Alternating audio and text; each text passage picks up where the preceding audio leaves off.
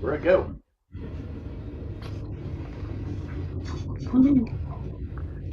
We're just waiting to go live. You can still see the pink bunny costume in the back from the onesie ride.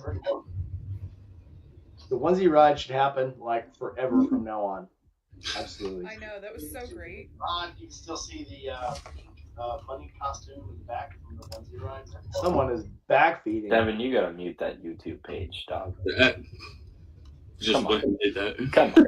All right, we're live, and our Rolling with T-Bones here, and Gma Rides is here. Hey, everybody. Well, welcome to the channel, guys. This is our October Forgotten Angels follow-up. So we're here probably because we missed each other. We haven't seen each other in, 5 days? It kind of blows. Mm-hmm. So, yeah, you could have called it the aftercare episode. The aftercare episode. Absolutely. I miss you, and I love you. I miss you. Wait, I miss you, and I miss you, and I miss you. I see Bobby, and I miss him. I see Devin, I miss him. Hey, everybody. So, welcome to the channel. So, yep, this is our follow-up from the Forgotten AngelsCamp Out. I'm Randy Ryder. With me tonight, we have The Loose Juice. Say hi.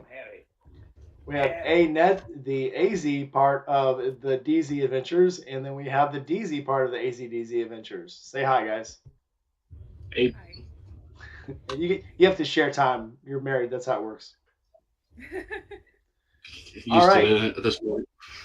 Absolutely. I saw your thumbnail earlier, and I'm like, oh my god, it's an early version of AZDZ. This is pretty cool. Your thumbnail for the Discord. Oh, yeah. You guys look a whole lot younger there. I mean, that was from 6 years ago. Right when we got the bike and got married. Absolutely. So tonight we have, you guys got any questions, throw them down in the comments. We're just going to roll through, talk about odd things. Tonight we have Rolling with T-Bone, Gma Rides, Casey Robinson, Sky's Limit, Daniel McClellan, Casey Robinson again. Here, yeah. Hang on. I'm going to get my shit together. Hold on. And Windrow Therapy. So welcome, everybody. So, yeah, tonight we're talking about the fall Forgotten Angels, and I guess we're going to cover how much we missed it, how much we enjoyed it. So I guess we'll start with the good stuff. So, Juice, we'll start with you. What was your favorite part of the Forgotten Angels Camp Out this year? I think there were a lot of really great moments. I think from a sense of personal pride or shared pride, I think handing Cindy Tilly a wad of cash, that was probably my top moment. Just carrying around $1,000 and going, we did a thing. I think that was pretty damn cool. That made my nipples hard. Oh yeah, that was pretty good. that was a highlight. It felt weird to have that many different types of bills. I'm like, it feels kind of scummy or schemy. Like we did something sketchy, but we really did. We sold T-shirts, and that was I think it ended up being a really, really, really cool thing. We have to thank Steve from Indie Ridge for that. But I think that's one moment that sticks out for me. I think there were a lot of great moments at Camp Out, though. I think, yes, absolutely, that was the highlight. Selling the shirts and people coming by, and as soon as they're like, yeah, this is for Forgotten Angels, and everything we make from this is going to Forgotten Angels, they're like, well, here's some money.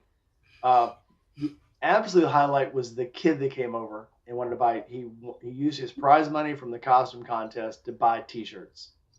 From the hot dog or the sausage eating contest, actually. Oh, was that what it was from? That's what it was from, yeah. Oh, That's cool. But absolutely, it was like, this kid's going to spend his money and give us right back to Forgotten Angels. And if you guys didn't know, that was Any Two Wheels' and Mama Rebel's son. So passing it down the line. Yeah, passing it down the line. I mean, just carrying on the good work that they do. I mean, you know, he's been here every time I've been here, and she's been here the last two, plus our Land Between the Lights Camp Out. So, I think this charity is one that's hard to pull yourself away from once you get involved in it. And I know there's a lot of people who can't make it to all of them, and that's cool. But it's like, every time I come back from one, I'm like, I will never miss another one. I can't. There's so many good things that happen, spiritually, mentally, emotionally, and just having fun. That just like I can't miss these. These are way too much fun. 100% agree. And I've said it before and I'll say it again. I dread the thought of the day that I can't make a camp out. I'm sure it'll happen eventually for whatever reason, good or bad. But I want to be there. Just want to be there, hang out with my homies. Yeah, it's a family like no other. So, Annette, you're next in the analogical, chronological. Well, you're next on the screen. What was your highlight of the camp out? What was the what? What was the highlight of the camp out for you? Scream into the microphone. I don't know, man. There was a lot of good stuff. The onesie ride, I really enjoyed. And just hanging out with everybody and just seeing like just all the good work that you guys were doing with the t-shirts and everything. Like it was just great all around.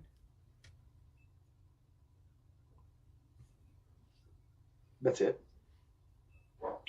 I mean, there's got to be The something whole else. thing was great. Like there's just so many things. So this was the second one for you, right? Yeah, this was mine and Devin's second camp out. So what was different on this camp out than explain your emotional change between the first camp out and this camp out?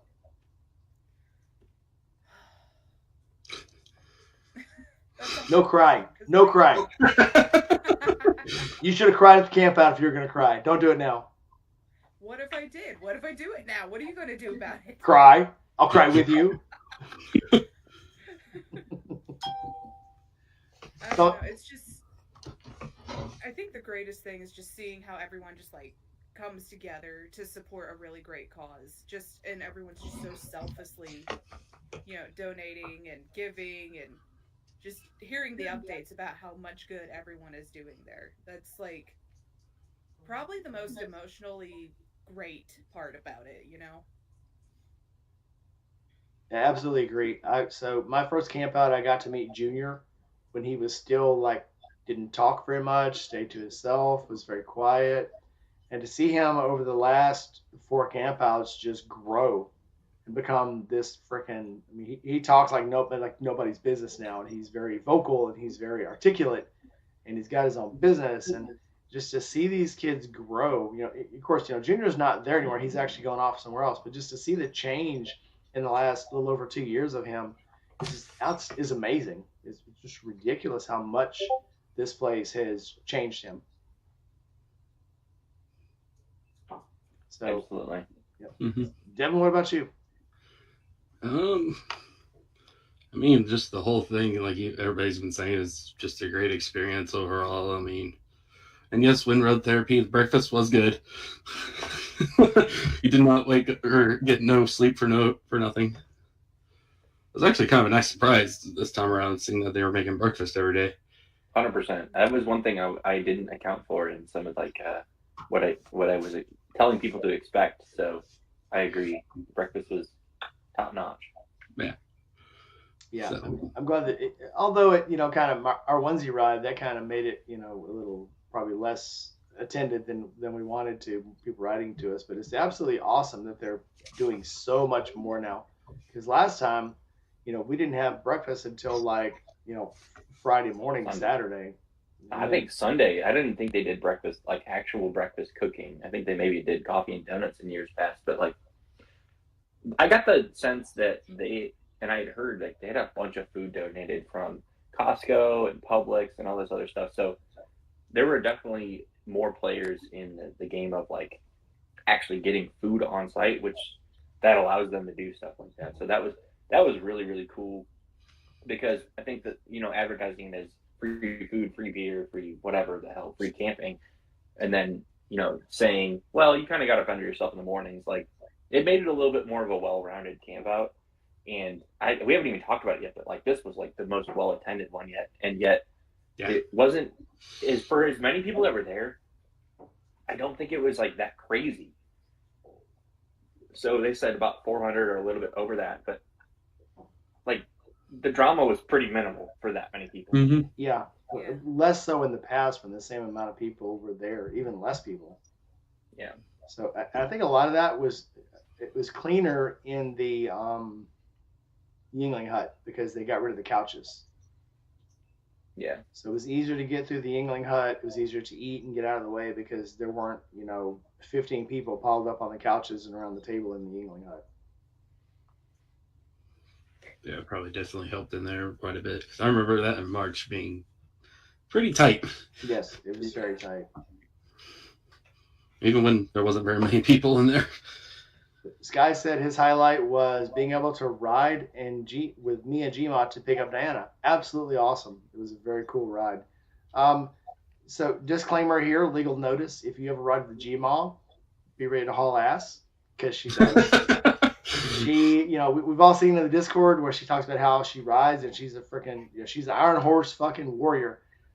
Let me tell you what, keeping up with Gmod, that's a fucking trip. I mean, I'm on a big bike. It's fast. I didn't have any problem keeping up with her. But yeah, Sky was like, we were leaving him behind because it was like he was, he says he didn't get up on the highway very much. But yeah, if you want to ride with Gma, you better be prepared because she will leave your ass in the dust. You better haul ass.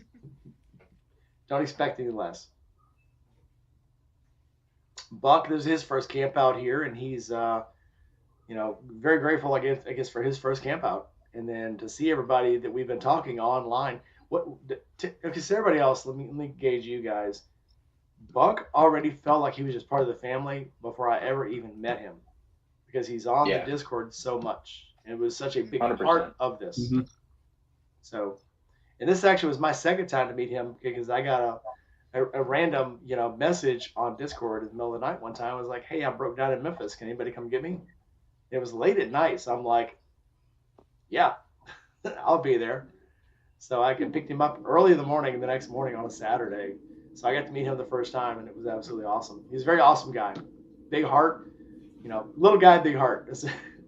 That should be his sticker, little guy, big heart, because it absolutely is true. Yeah. And it was not well talked about, but like he has done a lot for Forgotten Angels, and I know he brought several bikes down, and I don't think he left with all of them. Is kind of maybe what I'll say about that. So we'll let him tell his story if he wants to get on for a little bit and talk about what he did. I don't think that's a common thing. I don't think everybody knows what he did. If he doesn't want to talk about it yet, so Buck, if you don't want to talk about it, that's fine. But he did some shit this weekend, and it's doing some collaboration. But I'll let him talk about it if he wants to. If he wants to jump on later, he can.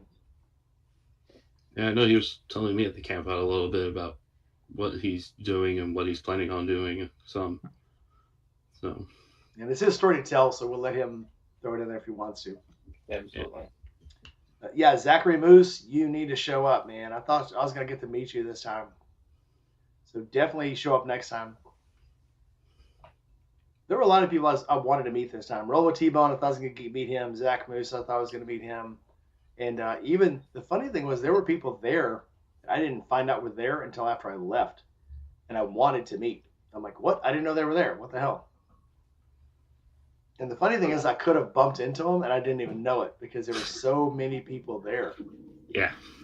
I was saying hi to everybody, but it was like I didn't know who everybody was. Mm-hmm. Yeah, I was talking with Switching Gears earlier, and we bumped into each other like a little bit after like, karaoke or something. I was probably a little too inebriated to recognize who it was, but No way. that was somebody I was really looking forward to get to hang out and talk with him, but messed that one up. I did not get to meet him officially. I probably did bump into him and talk to him, and again, probably if I wasn't selling T-shirts, I was probably. What's your little catchphrase there? Inebriated. Yeah, I was inebriated. Probably, yeah. And I did. And the funny thing is, I didn't even get to drink as much as I wanted to. I bought that half gallon of rum, and I ended up putting it in the Yingling hut because I was like, I ran out of time because I was drinking so much other shit. Midwest therapy, we have met a couple times very briefly, but we never really got to introduce ourselves because you were always busy or talking with other people. Oh, she's a celebrity at the camp. It's funny that I'm sure she probably I feel this way too, and I'm sure she does. It's like you start meeting people, and Juice probably you're a celebrity at the camp out too. People want to come up and meet you, and in the back of your head, it's like, why do you want to meet me?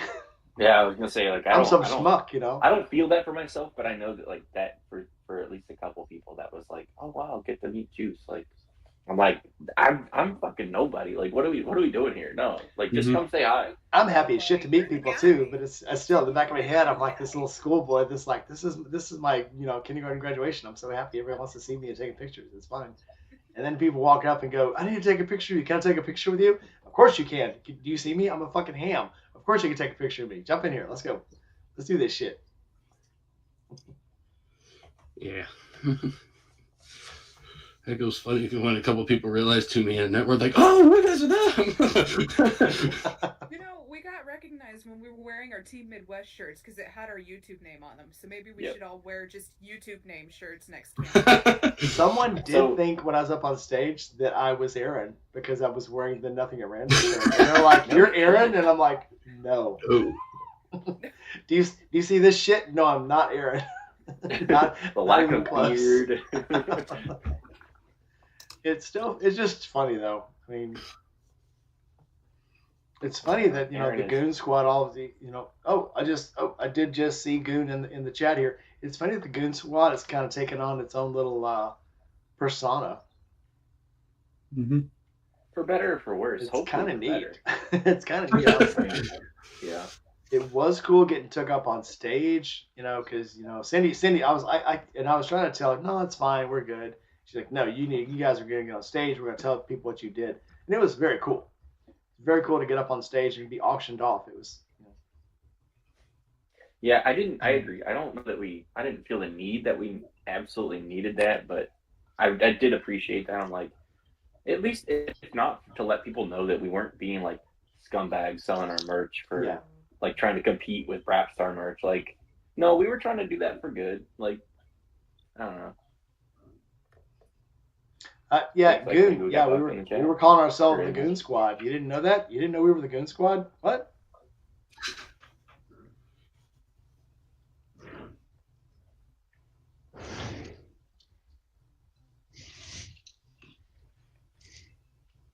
Well, Riverside's got the layout really weird right now. I can see Buck is like a tiny little square.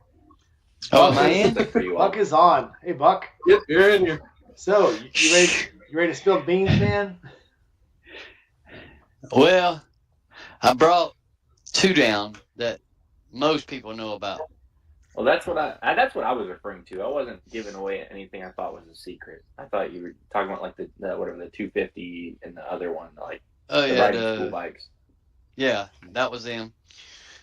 Well, y'all summoned the demon, and the demon is here. And now he's gone. So you ready? No, I'm here. I'm trying to figure this shit out because I ain't never used this thing before. Well, I mean, I did the other time, but it was able to show me everything, and all I've got is just this. So I don't know how to get back to. All right, Bucks. So is your other story ready to drop, or is that a secret now among another person? Oh, that other deal's got a. Oh, we like her. It's got a simmer. We'll wait. Yeah, we'll wait on that one. Yeah. That one's got a simmer because. Your story to tell, man. We'll wait. It don't take a genius to figure it out. If people were paying attention and just. I was paying attention. I didn't figure it out until you kind of squeaked it to me. I was gonna say I don't even think anybody independently could put those things together. So you keep it a secret. That's your secret.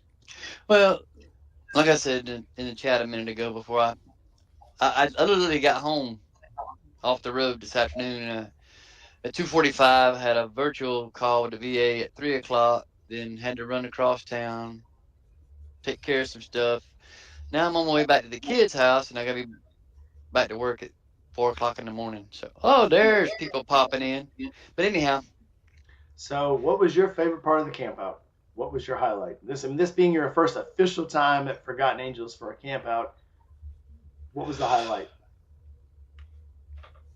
And you've been there quite a few times, but this is the first big one, so. Yeah, I was there back in January for that first bike and to buy that other bike for my daughter, and I didn't get to share the full story like I wanted to about, part of the reason the trip was so special for me, but I didn't hint to a little bit that my wife, had she still been here, she would have been there with us. And she was there in spirit, but she would have, if she had made it, she would have been there to meet you guys as well. So my highlight was knowing that she was there in spirit, and I conducted myself accordingly, and, and didn't talk too many people's ears off. Or so you think. No, I was kidding. Nah, Just kidding. You could have talked. You could have talked our ears off. That's fine. It was great having you there. Yeah. If you're not talking people's ears off there, you're not like the rest of us. So yeah. But I did give fair warning about my bike being so loud at idle. I did get fair warning before I got there. That bike makes me want to I at least want to go on some test rides of some bigger frame Indians, because I rode the Scout 60 before, and that was terrible. But your bike has actually given me renewed life into the idea that maybe that's a viable option. All you had to do was ask, Juice. That thing is loud and rowdy. It's really loud. Actually, it's not loud when you roll into the throttle. It actually tones down, and then when you crack into the throttle, it wakes up. But just rolling into the throttle, it mellows out. Yeah, there were 10 bikes I wanted to ride while I was there. I got to ride only one. Again, Annette's, I put my helmet on twice to ride Annette's bike, and I never even got to get on it because we were just so busy. Yeah. Which one? Well, I think everybody in the video link here, I think everybody in the video link here did actually get to put stickers on the back of my trailer. Yep. I appreciate that. I got to tag it. So Goon is saying he will make it in March, and he will be on the stream next week. Hell yeah. That's so exciting. Woo. So you guys got any questions for us in the comments? Throw them in there. Who we got? I can't even see. Who we got? 18 people in the chat right now. You guys got to have questions. Hit us up. I can't even see the chat. I don't even know how that works. Gma says her favorite part of the camp out was helping in the kitchen. Oh, come on, Gma. We got to ride to the airport and haul ass and go to Coppertail, and gotta be more than just cooking. Well, I guess some people's favorite part is cooking, so. I don't know if I disappeared or not. No, we can hear you. We can still hear you. You're in and out, yeah. But we can still hear you. You can talk away. No, it's fine. I can't do two things at once on this phone. That's all. The Pillion says she did not get to put a sticker on your trailer, but I guess we need to visit then. Who's that? My Pillion, Diana. Oh, Miss Diana. Oh, my bad. At least I got to give her a hug too. There were lots of hugs at this camp out. It's no complaints, man. But the fellow that rode in from Central Illinois, he's bringing his guys down in March. One thing I did not get to do at this camp out was shots. Usually there's Jello shots, and I didn't even see them this time. Yeah, if they were there, I didn't get any. They didn't have them. Because usually I buy a bunch of them. Yes, I do too. Usually I'll buy at least 10 for the table, and then anybody at the table. That's how I got to meet Tony and Sammy, was buying them shots, buying them Jello shots. Not in a creepy way. No. But like, I think maybe it's speculative, and maybe this is all just garbage talk. But like, because Coppertail was like supporting. They provided kegs and all that stuff. In addition to the 3 that Whiskey Chaser allegedly brought that fell off a truck. The people at Born Free were the ones that would typically provide the shots, those dollar shots. Oh, that explains it. Yeah, they usually bring their chicks in. I don't miss Stairwell PT. So good. What's going on with you? I don't miss Going on? stairwell PT. Not in the slightest. We did some of that this morning. Giving me flashbacks to South Korea. Well, that's what the Drill Academy does at this point. We got our last full week next week, and then we pin and graduate. Nice. Sweet. Congratulations. And then go home, turn around, and come right back to South Carolina to be a drill. Right on. Living the dream. I parked over here. So, Zach, you got any questions? Any of you guys in the comments? There's not many of you there, but any of you guys Does that look familiar? Any of you guys did not go. What questions do you have about the camp out? The videos aren't all out yet, so you'll see a lot of stuff over the next couple of weeks of people who did go. So stuff's coming. Yeah, Sprinkle Cycles. I actually thought you were going to be there too. I was waiting for you. Keep rubbing it in that I didn't get to go. I knew you were going to go. You were. But you know what it's like, though. I mean, you know what it's like to be there. So I get it's probably harder on you because you didn't get to go, and you know what it has been like, and then didn't get to go. So yeah, man, That's we missed you. But we sold lots of shirts for you. I saw that. I'm very happy that people enjoyed the hats. Very happy. We your shirts had an awesome design. People loved them. I think how many of his shirts were left? I don't think only like maybe 5, 7. It was probably the smallest amount that. Say hi, y'all. Actually. Yeah, there weren't many left. No, it's too dark. Oh well. Yeah. I think if I did the math correctly, I think I had 15 shirts left. Aaron had 14, and then Goon had, I don't know, something slightly less than that even. I was like, damn, we really hawked those shirts. You guys will have to let me know what YouTube chat's saying because I can't see it. Yeah. Me either. People are talking about, so Sprinkle Cycles said he was going to come, he was on his way, and his shocks blew out, so he had to go back home. I saw that on Instagram. I think it was Instagram. Yep. Yeah, luckily mine did that before we left for the trip. So next year there won't be any boots to give away, no shirts to sell. So I think next year we'll be able to do side chat things like make Jello shots for people, do more cooking. I want to do some fireside cooking this time, so I was gonna run to Walmart, get some hash browns, make hash brown casserole for everybody. But we were just, no. The shirts I'll buy more shirts from Steve if I have to, and I'll sell them for Forgotten Angels. He will probably give us more if we want to sell. I would think he'd probably do that again. Yeah. Yeah, I came home with It was 40 cool. shirts, but I started with 150. So between giving them away and selling them, we sold some shit. So We would have sold more if we had the bigger sizes. More yes, of them. if I'd had more double and triple X's, we'd have sold a lot more shirts. So yeah, room for next time. There were literally like, I could probably count on one hand the number of smalls we had, and then mediums were probably 2 handfuls, and then everybody else was like large and double extra large. Next time we'll know. Big fat ass bikers getting them fucking triple X's. American size bike. American size. Check out my TC, Goon. Yeah. Toxicarius. Yeah, the water there is still. The water's usually pretty good. But yeah, this time the water, I don't know if it's because all the floods they've had lately, the water was a little sulfuric. And I think it's because they put a lot of bromine in the water because of the flood they had. So we all remember when Shade Tree had the rode through the floods. I think that's what was left over from that. They had to super brominate the water, so that's why it smelled like that. What are you doing, Charlie? Huh? My bride's 9-month-old Bernadoodle. A Bernadoodle. That sounds like something that you left in the oven too long. He's a cross between a Bernese Mountain Dog and a poodle. Very hypoallergenic. They don't shed, and they're very smart. I'm taking him in the truck with me tomorrow on the road. All right, guys. Well, I'm gonna go. I'll catch you later. All right, buddy. Talk to you later. All right, later, game. I will be on next week though. I'm clearing this Friday night schedule for y'all. Right on, buddy. We'll figure out who's by Wednesday. We're gonna figure out who's driving this bus. So that way You are next week. I'm driving it again. All right. Yep. 10-4. I will. Because I'm still in the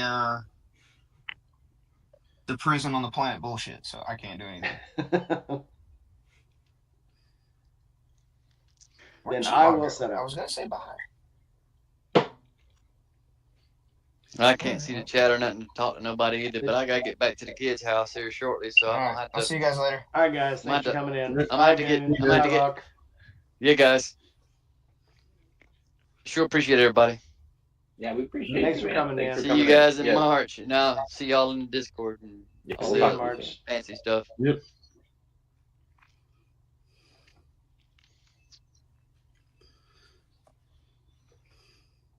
So Sydney says she's still coming, so we're waiting. She's setting up. 7. She says she's coming, so Yeah. waiting patiently.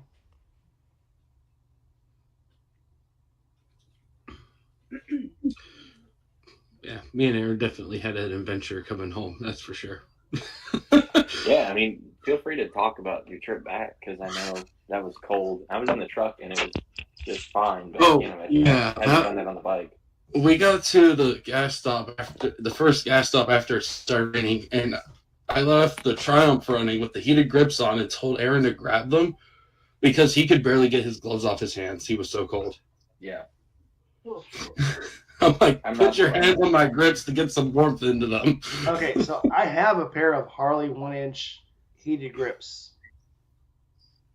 They're from Bike Master. Somebody needs them. Let me know. I will ship them to you. I've got the same. I think the same damn ones you're talking about. I've got those that I have not installed yet. Dude, and they're so fucking awesome. So I had them on the Sportster. So last year, when they had the big recall on the BMW, and they said, don't ride the bike because you could die a horrible fiery death. And so I didn't ride the bike for like 2 months in the winter. So I got the heated grips for the Sportster, and I rode the Sportster.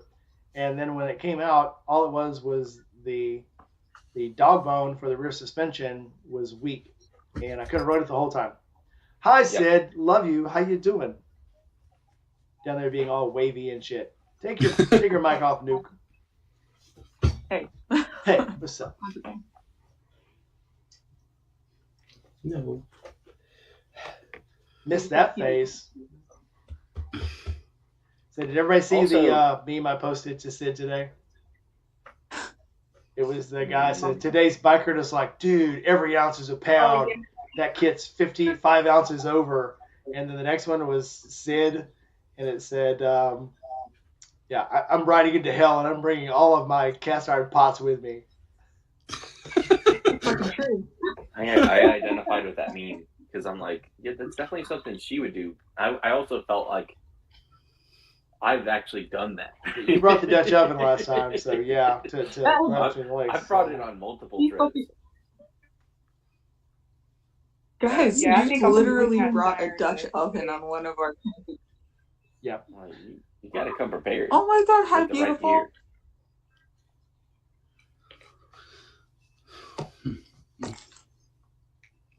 So, 7, do you have heated grips on your bike?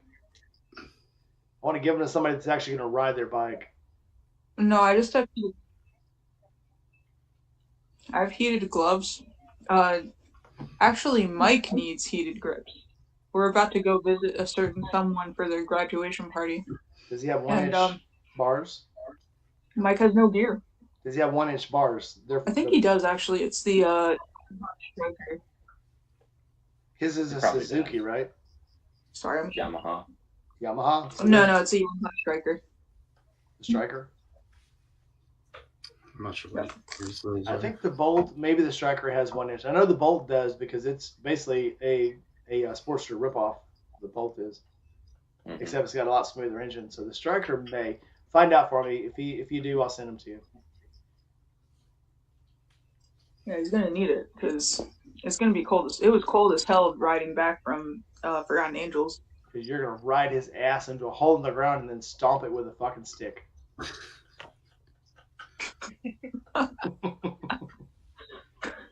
Mike's gonna be going, what have I done? Welcome to Planet Bullshit. That was the first trip he ever took with me, actually.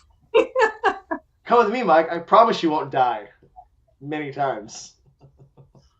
Only on the inside. Mike, Only you on only the died on the inside about 5 times. Actually, where the fuck is Mike? Hold on. He's probably at work. What the fuck's wrong with him? Working and shit. Fuck that. I'm a Who does supervisor. that? T-Bone wants to know how's your hand. Oh, it's doing really well, my guy. Stop punching it's- shit. What the fuck? Sorry.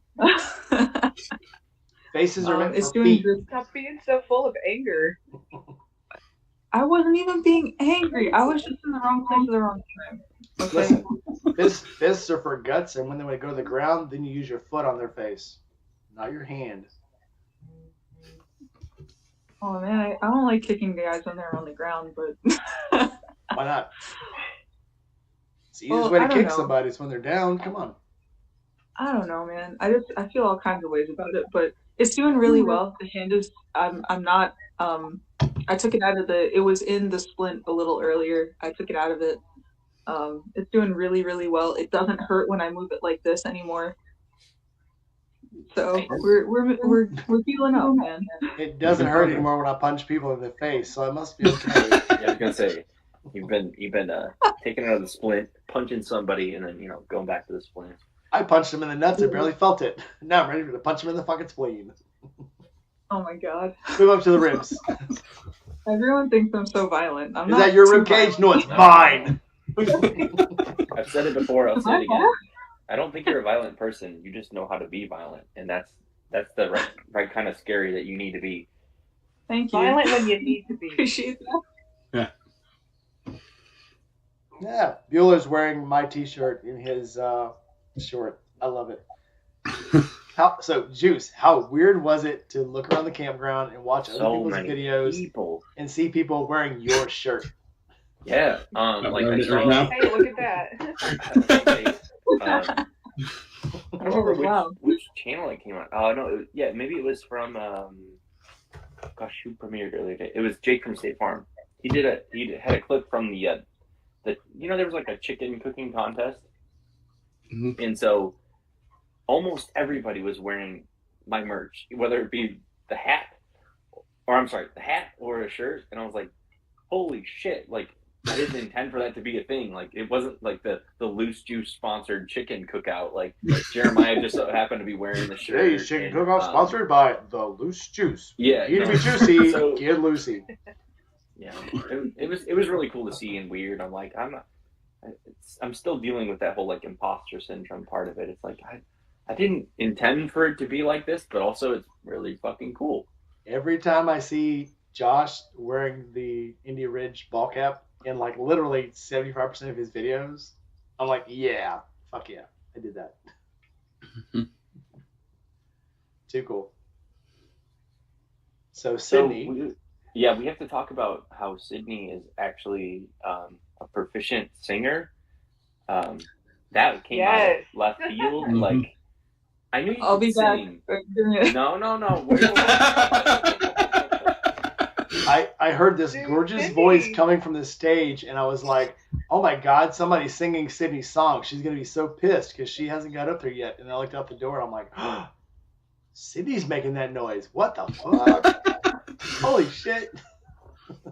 Yeah, she was absolutely excellent. So usually she's a little shy when she sings. She wasn't shy. Well, Borderlands syndrome makes you hard. She was ready to sing that one. She No, knocked it's it out. technically your Good- second time on Good job. stage, so it may Oh, have I something clap to for do you. With her? Good job, you.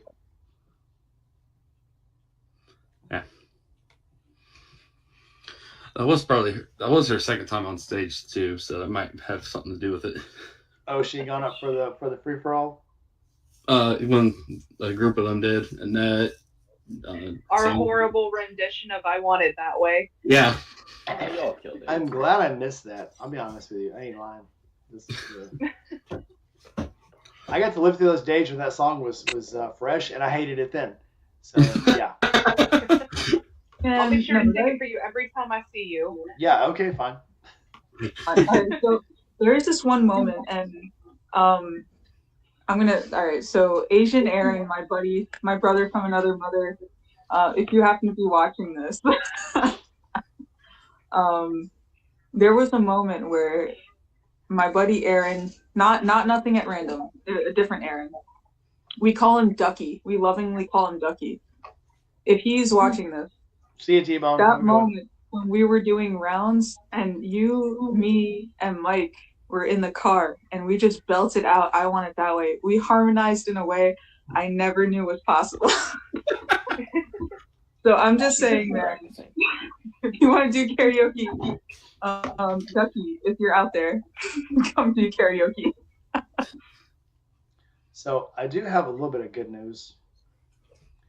I did get to talk to somebody, and they said, "How was the camp out? What do you think?" And I said, "Their kids ruined the camp out karaoke because they were passing over songs." And she said, "There will never be another kid at the camp out. The kids are done," which kind of sucks. But it's because, and it's like, a few people ruin it for everybody, and it is that the kids. One, the kids should have never been up that late. Two, who the fuck's gonna let their kids on the stage? Like multiple times too. I think the kids that never was my left the gripe with stage. it. The kids It was never cute. left the fucking stage. Yeah, it was cute, like the ones earlier in the night, but then it just they just kept coming up and doing more and more songs and like really long songs. They ruined it because it's like the guy was like, "Okay, let's have the kids do it," because the kids are crying. The one kid kept running up. When's my song? When's my song? When's my song? And the guy's like, "Fine, here's your fucking song. Get on stage, you little shit." And then it was like, okay, this is stupid, because they passed over Aaron's song. They started passing over all the songs that were promiscuous and the songs that were provocative, because these damn kids wouldn't get off this. I mean, not like just when they were singing. There were like 4 kids camped out on stage, sitting on the fucking stage. And I was like, that's true. This is enough. I can speak for Aaron's song. They did call Aaron, and he was not around. Well, he literally 5 minutes before went to bed because he's like, "I'm tired."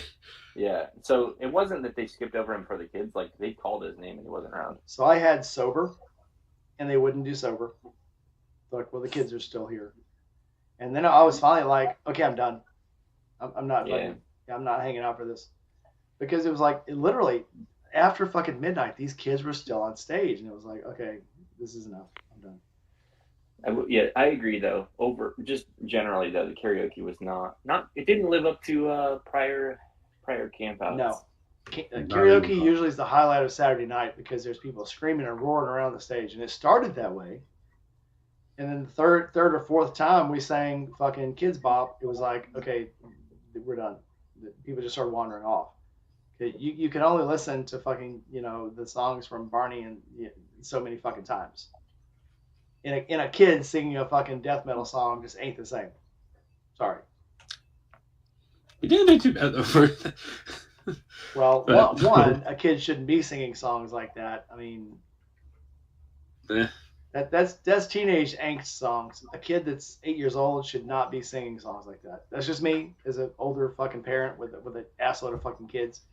Kids should not be exposed to that kind of shit. That shit they listen to and laugh about, but it's like not a song a kid should know by heart.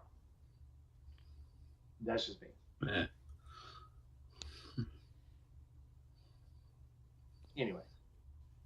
Anywho. That's dad. So, that's dad talk. It's just Yeah. I think we were all thinking it. We're all thinking it, but yeah, I wouldn't be upset with the idea of like limiting when the kids can like actually do karaoke. And that's what they tried to do last time. They were like, okay, we'll let the kids sing until I think it was like 10:30 or 11 and shit, and then it was like, okay, the kids have to go.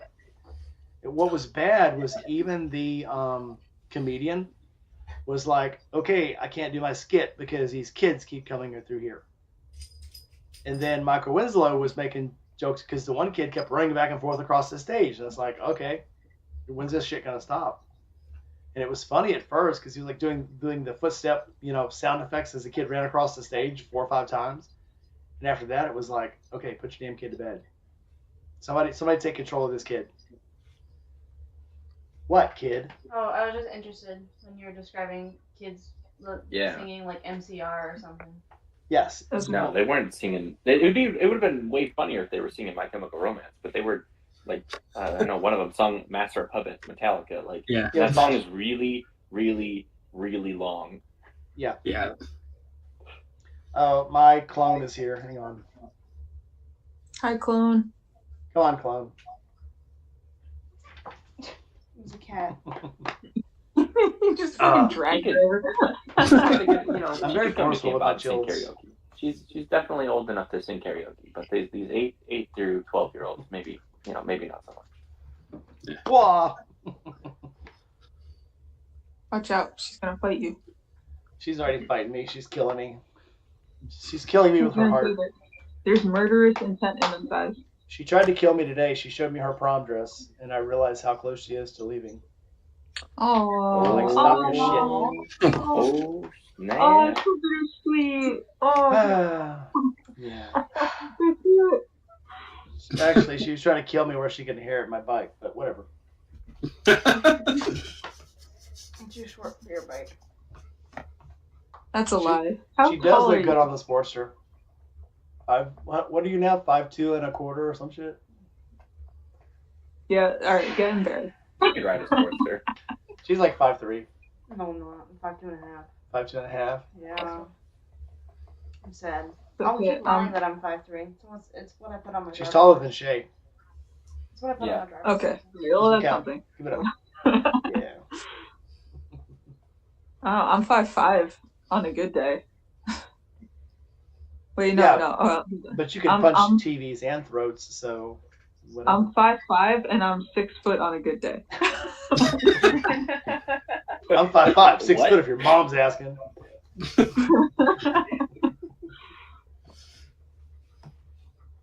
At the half, yep.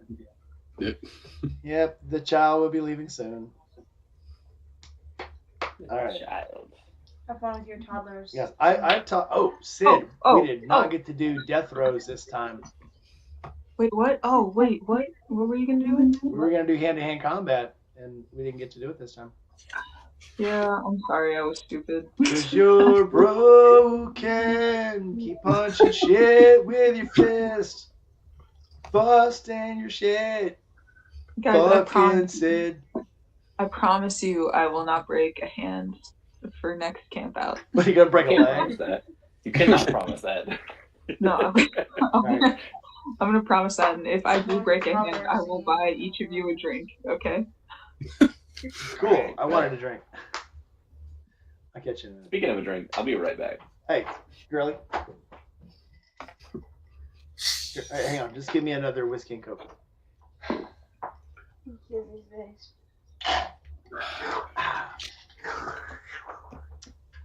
Yum. All right. I have not been looking at the chat. Does anybody have any questions? I haven't noticed Oh, any. AJ was not there this time. I didn't realize that. Yeah, because, again, I wasn't paying attention to karaoke after. Anyway, we've moved on past that. So, Yeah. So Sid, you missed the first question. What was your favorite part of... So, Sid, this was your third camp out? Fourth camp out? Third. Fourth. What was your favorite part of the camp out? Honestly, rubbing butts with Jeremiah. Oh, I love rubbing butts. Fucking yeah, rubbing butts with Jeremiah. Like we went there and he taught me how to properly like wrap a pork. Let me Go for it. You're just digging. Just dig that hole. Okay. Go ahead. Jeremiah has the cutest family. I swear. Like I thought you were gonna say he has the fucking- cutest butt. No, not. No, tell us more. I'm in. No, his wife is super cute. Like their whole family is just super fucking cute. And not only that, but like I actually learned how to properly like season and wrap pork. Yeah, like season and wrap pork. And then like so guys, if you had any of the pulled pork that was at the camp out, that's possibly a butt that I touched.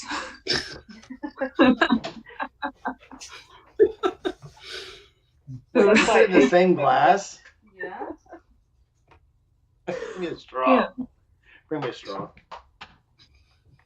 Yeah. So Anyway. compliments of the Sid. So every time you pull your pork, think of Sydney stroking a butt. From now on. Yeah. Yeah.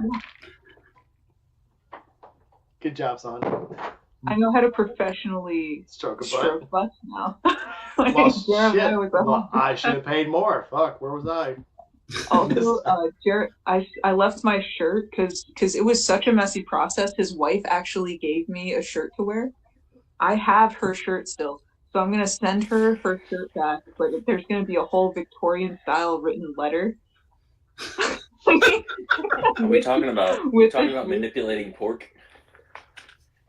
Oh yeah, dude, Juice was with me. He was there during this whole pork butt experience. Yeah, I gave Jeremiah his shirt back that night because I happen to have a box of T-shirts, so I traded him his very nice shirt for one of mine that is hopefully very nice. Was it Guatemalan blue black? Yeah, the Guatemalan blue. I was hoping Steve would be on. We can give him some shit for that, but he did warn us that they were a little blue. It's fine. Yeah, I missed going because I couldn't stay awake. I literally sat down, and once I sat, I was like, I'm done. Is Steve okay? 4:30 the day before. Steve is good. He has a shipment that just came in. I think he had 7 shipping containers come in. That's why he couldn't make it to the camp out. So they're trying to inventory and stock all of those boots and gloves that just came in. So he hasn't even commented very much except to say yeah and okay. Anything I've sent him.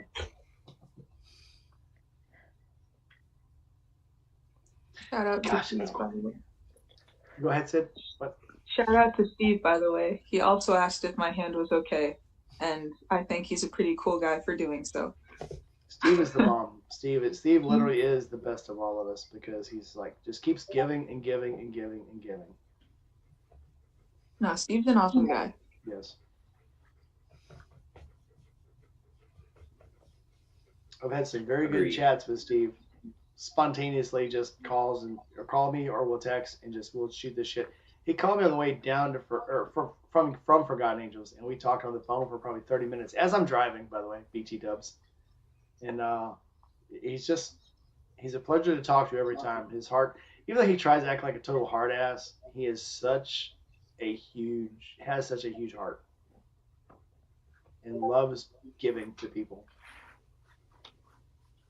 I think anybody that's been to Forgotten Angels or heard about it or has gotten involved in it in any way has had a tremendous growth of heart. And after you start doing something like that, you're never the same. You always want to help people. Yeah. That's very contagious. That looks like a really small penis with a giant ball sack. It's a pumpkin. So you say. Big balls, tiny dick. I've got big balls. Big balls, tiny dick. Leave little pumpkin alone here. I'll put a better pumpkin. No, everything with a stem is a butt plug. I gotta represent all the white women out there. Y'all know what I'm talking about? The pumpkin spice. The ones that have butt plugs? What? It looks better, right? A little pumpkin buddy. A pumpkin butt what? A little pumpkin buddy. I gotta admit, I do like some pumpkin spice fucking lattes. They're absolutely fucking awesome. They're good. They're fucking good. And if you say they're not, you're fucking full of shit. Don't lie to me. Yeah, agreed. I haven't gotten one this season, and that's a shame. Guys, Juice hasn't had any pumpkin spice this season. What? Well, no. I've had pumpkin spice. I've not had a traditional Starbucks pumpkin spice latte. The only thing that's better than a Starbucks pumpkin spice latte is the Starbucks peppermint lattes. Yes, the white chocolate peppermint is so good. Fucking choke a midget for that shit and then kick his ass down the hallway. This shit is so good. I don't know any midgets. Who knows this is below 5 foot? I'll kick him right now. Right in the face. What? Rainy, all right, so thank you for mentioning midgets because literally I have a coworker. No, this is serious. This is midgets, serious. By the way. This is serious.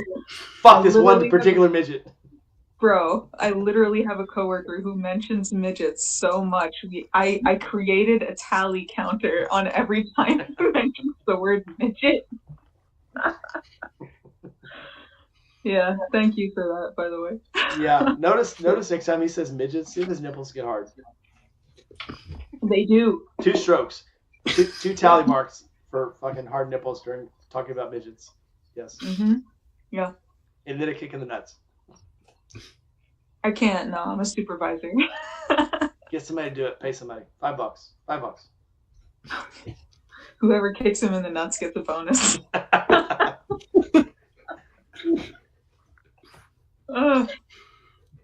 Anyway, HR, go away. No, yeah, Desiree, you're not a midget. Oh yeah, no. But if getting kicked is your kink, I mean, you can find somebody. For a peppermint latte, I'm in. Shit. And then, all right. So Sid, follow-up question. So this is your 4th Forgotten Angels. What has changed over the last 4 Forgotten Angels? It's become more organized. So, slowly and surely, it's becoming more and more of a proper event as opposed to just a clusterfuck of people just jumping into this event and then just, showing up, blah, blah, blah, hanging out. Like, it's so much more organized than it initially started out as. Like, we have games, we have events, we have an actual itinerary. Yeah, and for more or less an actual itinerary for stuff that's going on in any given day. It's pretty fantastic, in my opinion. Many pork butts. Yeah, what the cool thing that I've noticed is like the actual development of the space into being a longer term, like an event space, as opposed to rental stuff. I know they rented showers this time, which was very much so welcome, but like having built a whole tiny little home and to be a shower place, or not a shower, shitters. I think that was a huge step in the right direction, because the porta potties, as we saw, even this camp out, they only rented 2 in the back corner, kind of where we were camping, and those suckers got full. But if you had been to previous camp outs and like they had camp, probably double if not triple the amount of porta johns, like they were full. It was March 20, or no, it was October 2022. I don't know, whichever one. It was a disaster, and they were all really really the full. Ones at the very back against the back fence were so fucking full. It was like, I'm not sitting on that shit. Might fucking hit me. No.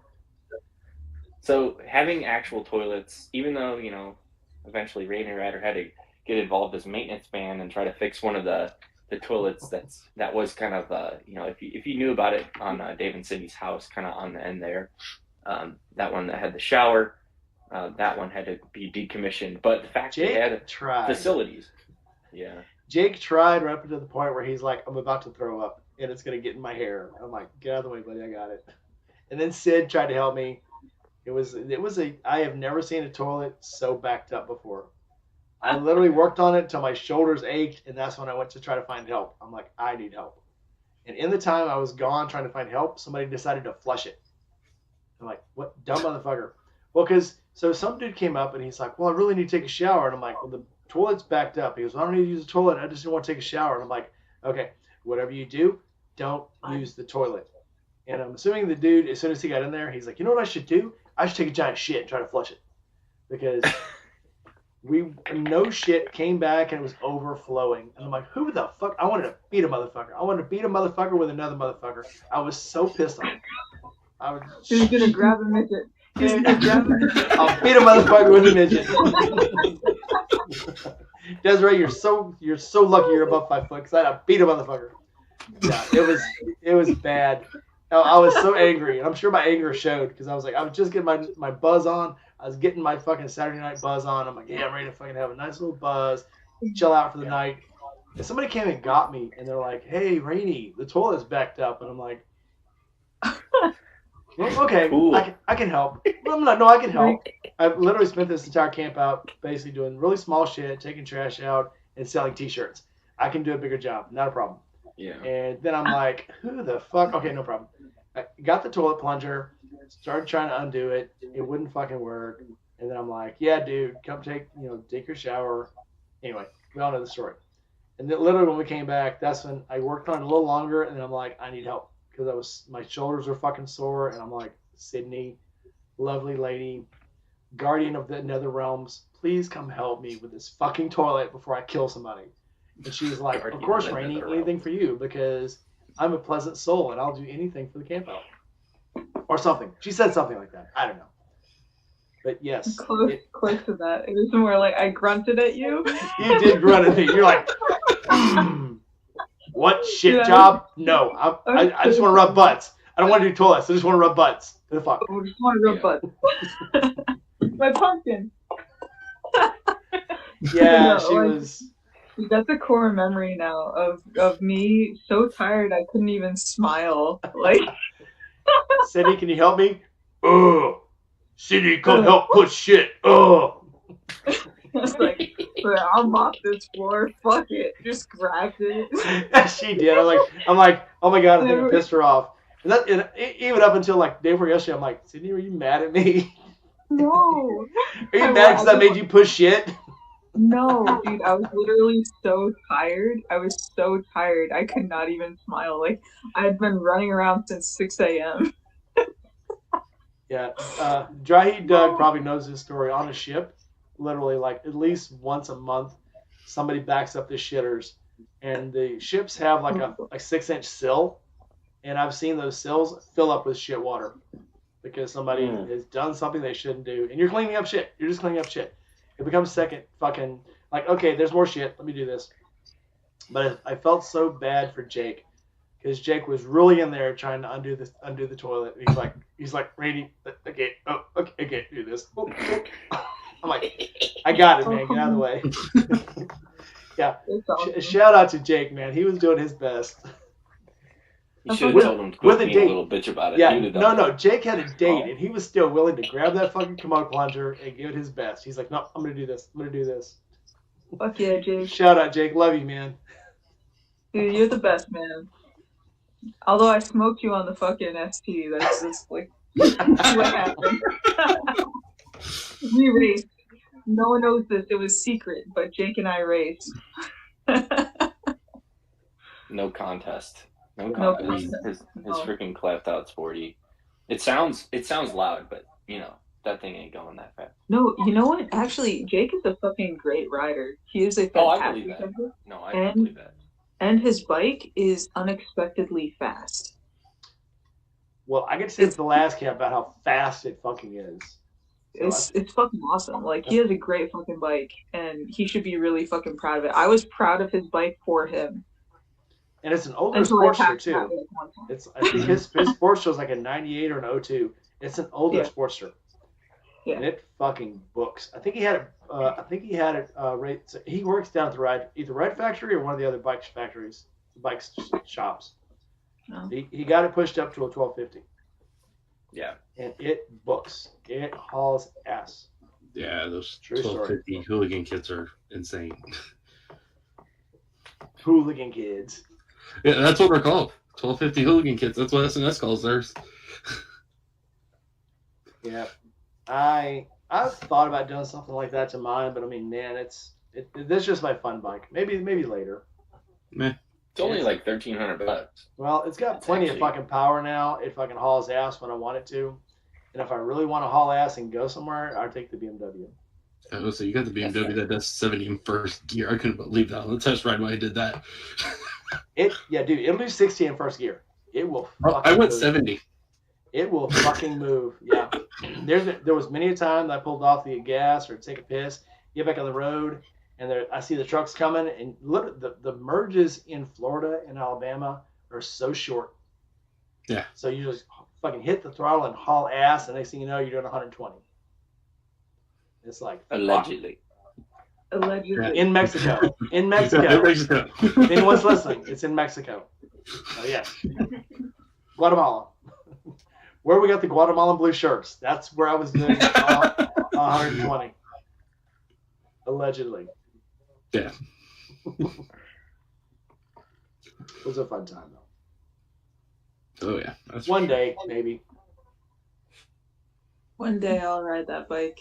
Yeah. When I don't get broke ass hand. When your shit ain't broke, what the fuck? No, you could have done it this time. But it was just probably. I don't know. I'm kind of nervous about riding your bike because I know you say I shouldn't worry about it, but sometimes just riding someone else's bike is just and chat, like, correct me if I'm wrong, okay? Like, when you're riding someone else's bike that isn't a beater bike, and like you want to send it, you want to be a send it boy, but you know you shouldn't. It's someone else's fucking bike. it's got engine guards. I mean, you can't fuck it up. You can't drop it all the way down. You say that, and I know I can fuck it up. But I'm Sydney. I fuck everything up, even myself. Fuck up myself most of all. A lot. Thank you very much.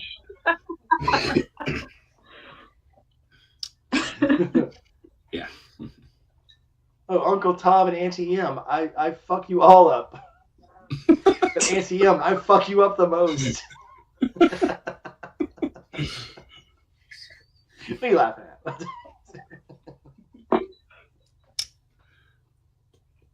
Yep. They say you can't wheelie that bike, but I have learned how to wheelie that bike. You're not you can supposed definitely do Oh, yeah. You're not supposed to be able to to. try hard enough. Well, once you get the front wheel spinning, you cannot wheelie it in first gear, second gear, or third gear. Fourth gear, once the front wheel is spinning, you can stand it up. Because once the front wheel is spinning, the speed sensor is picking up speed and it will let you put the wheel up. I mean, Allegedly. fourth gear clutch up. Yeah. That's, Allegedly. wow. That's Allegedly. really.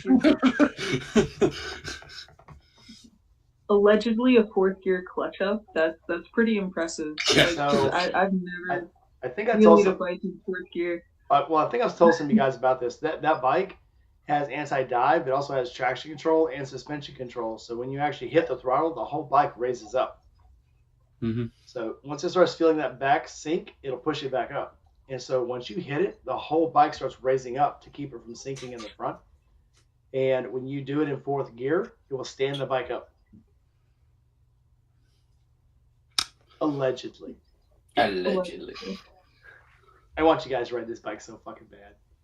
I know, and I told myself I was going to ride it, and yet, just like every other camp out or time we've gotten together, I still have neglected to do so.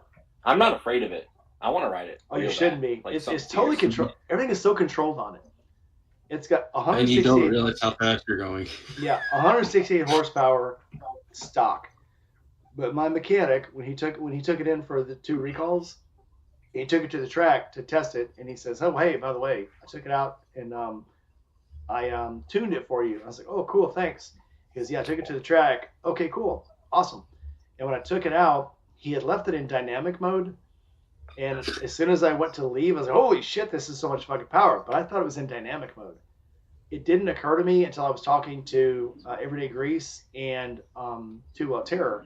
That they're like, "Oh yeah, this bike tops out at 102 miles an hour," and I'm like, "No, it doesn't." No, it. And I'm like, "No." They're like, "Oh no, once you hit 102, it governs down," and I'm like, "No, it doesn't." They're like, "Well, you may have been at the end of the throttle and had a little extra gas in it," and I'm like, "No, I literally rode this bike." So when I go down to see my dad, my dad lives down outside Baton Rouge, and instead of going down 55, I'll take back roads and go through like Crossroads, and I'll go through Alexandria, Louisiana. When you leave Greenville, Mississippi, until you get to Alexandria, Louisiana, it's probably about 100 miles of nothing but cornfields and soybean fields and rice fields. And I decided that one day I was going to see how fast I can make that bike go. And I got it up to about 124, allegedly. And I held it for like 10 minutes. And I'm like, yeah, okay. Have you ever heard the stories about people jumping out of airplanes and they start screaming? And then they have to take another breath, and then they start screaming again, and they take another breath, and they're like, "Oh, well, okay, I'm still falling. I guess I should stop screaming, or I'm gonna pass out." That's what it felt like. It's like, okay, any second now, I'm gonna like get the wobble, and I'm gonna get this. And it was like, this is like driving at 60 miles an hour in a car. This is that bike's meant to do that. It's meant to go fast, not wobble. The faster you go, the more control you are of that bike. It's like, okay, well, let me just slow back down then before the cops see me. Okay. So, yeah, it just fucking hauled ass.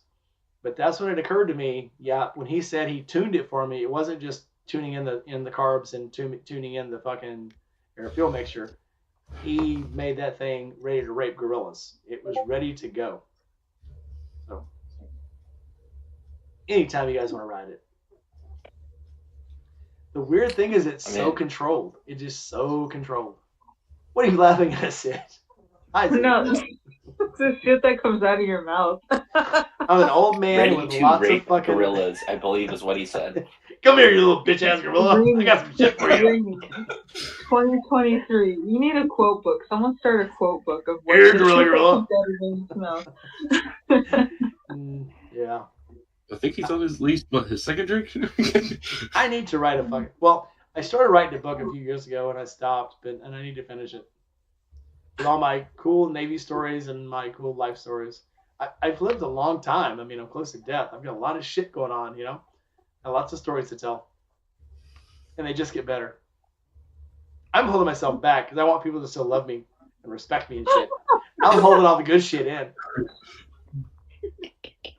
Who did it? Okay.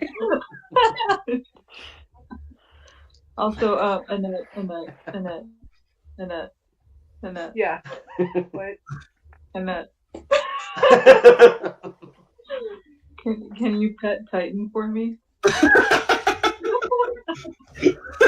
Well, Listen, this little asshole would not get out of my personal space while I was trying to get my laptop set up, and everything was just going wrong, and I couldn't get it set up.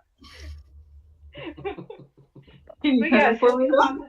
he'll get lots of Yeah, pets. Yeah, Oh, but can you pet later, that dog? Desiree. Thanks for coming in. Let me see if I can get him in here real quick. Can you pet that dog? Dude, So, he's it's the like- cutest. Annette, can you pet that thing for me? And Annette's like, oh my god, I couldn't keep it out of my asshole. Oh shit. Randy, if you don't know, this is one of their 3. No. I like my story better. Patreon. I like my story better. Hold on. Dude, I met their dogs, man. I met their dogs. They're fucking huge.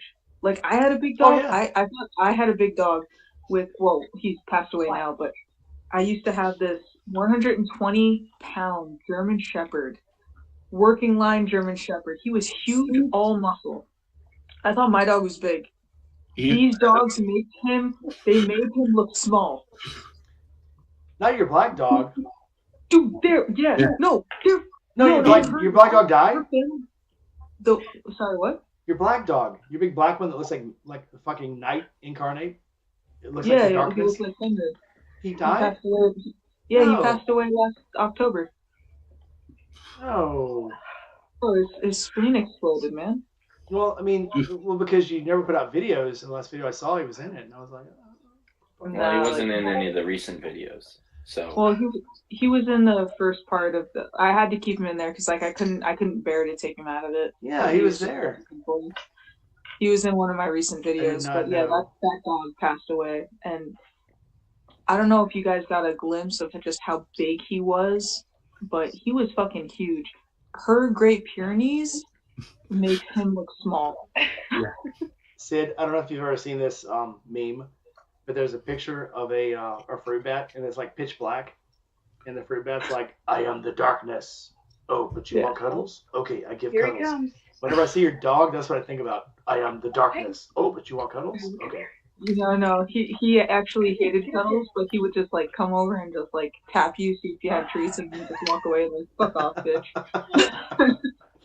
Yeah, fucking This is the Titan! dog.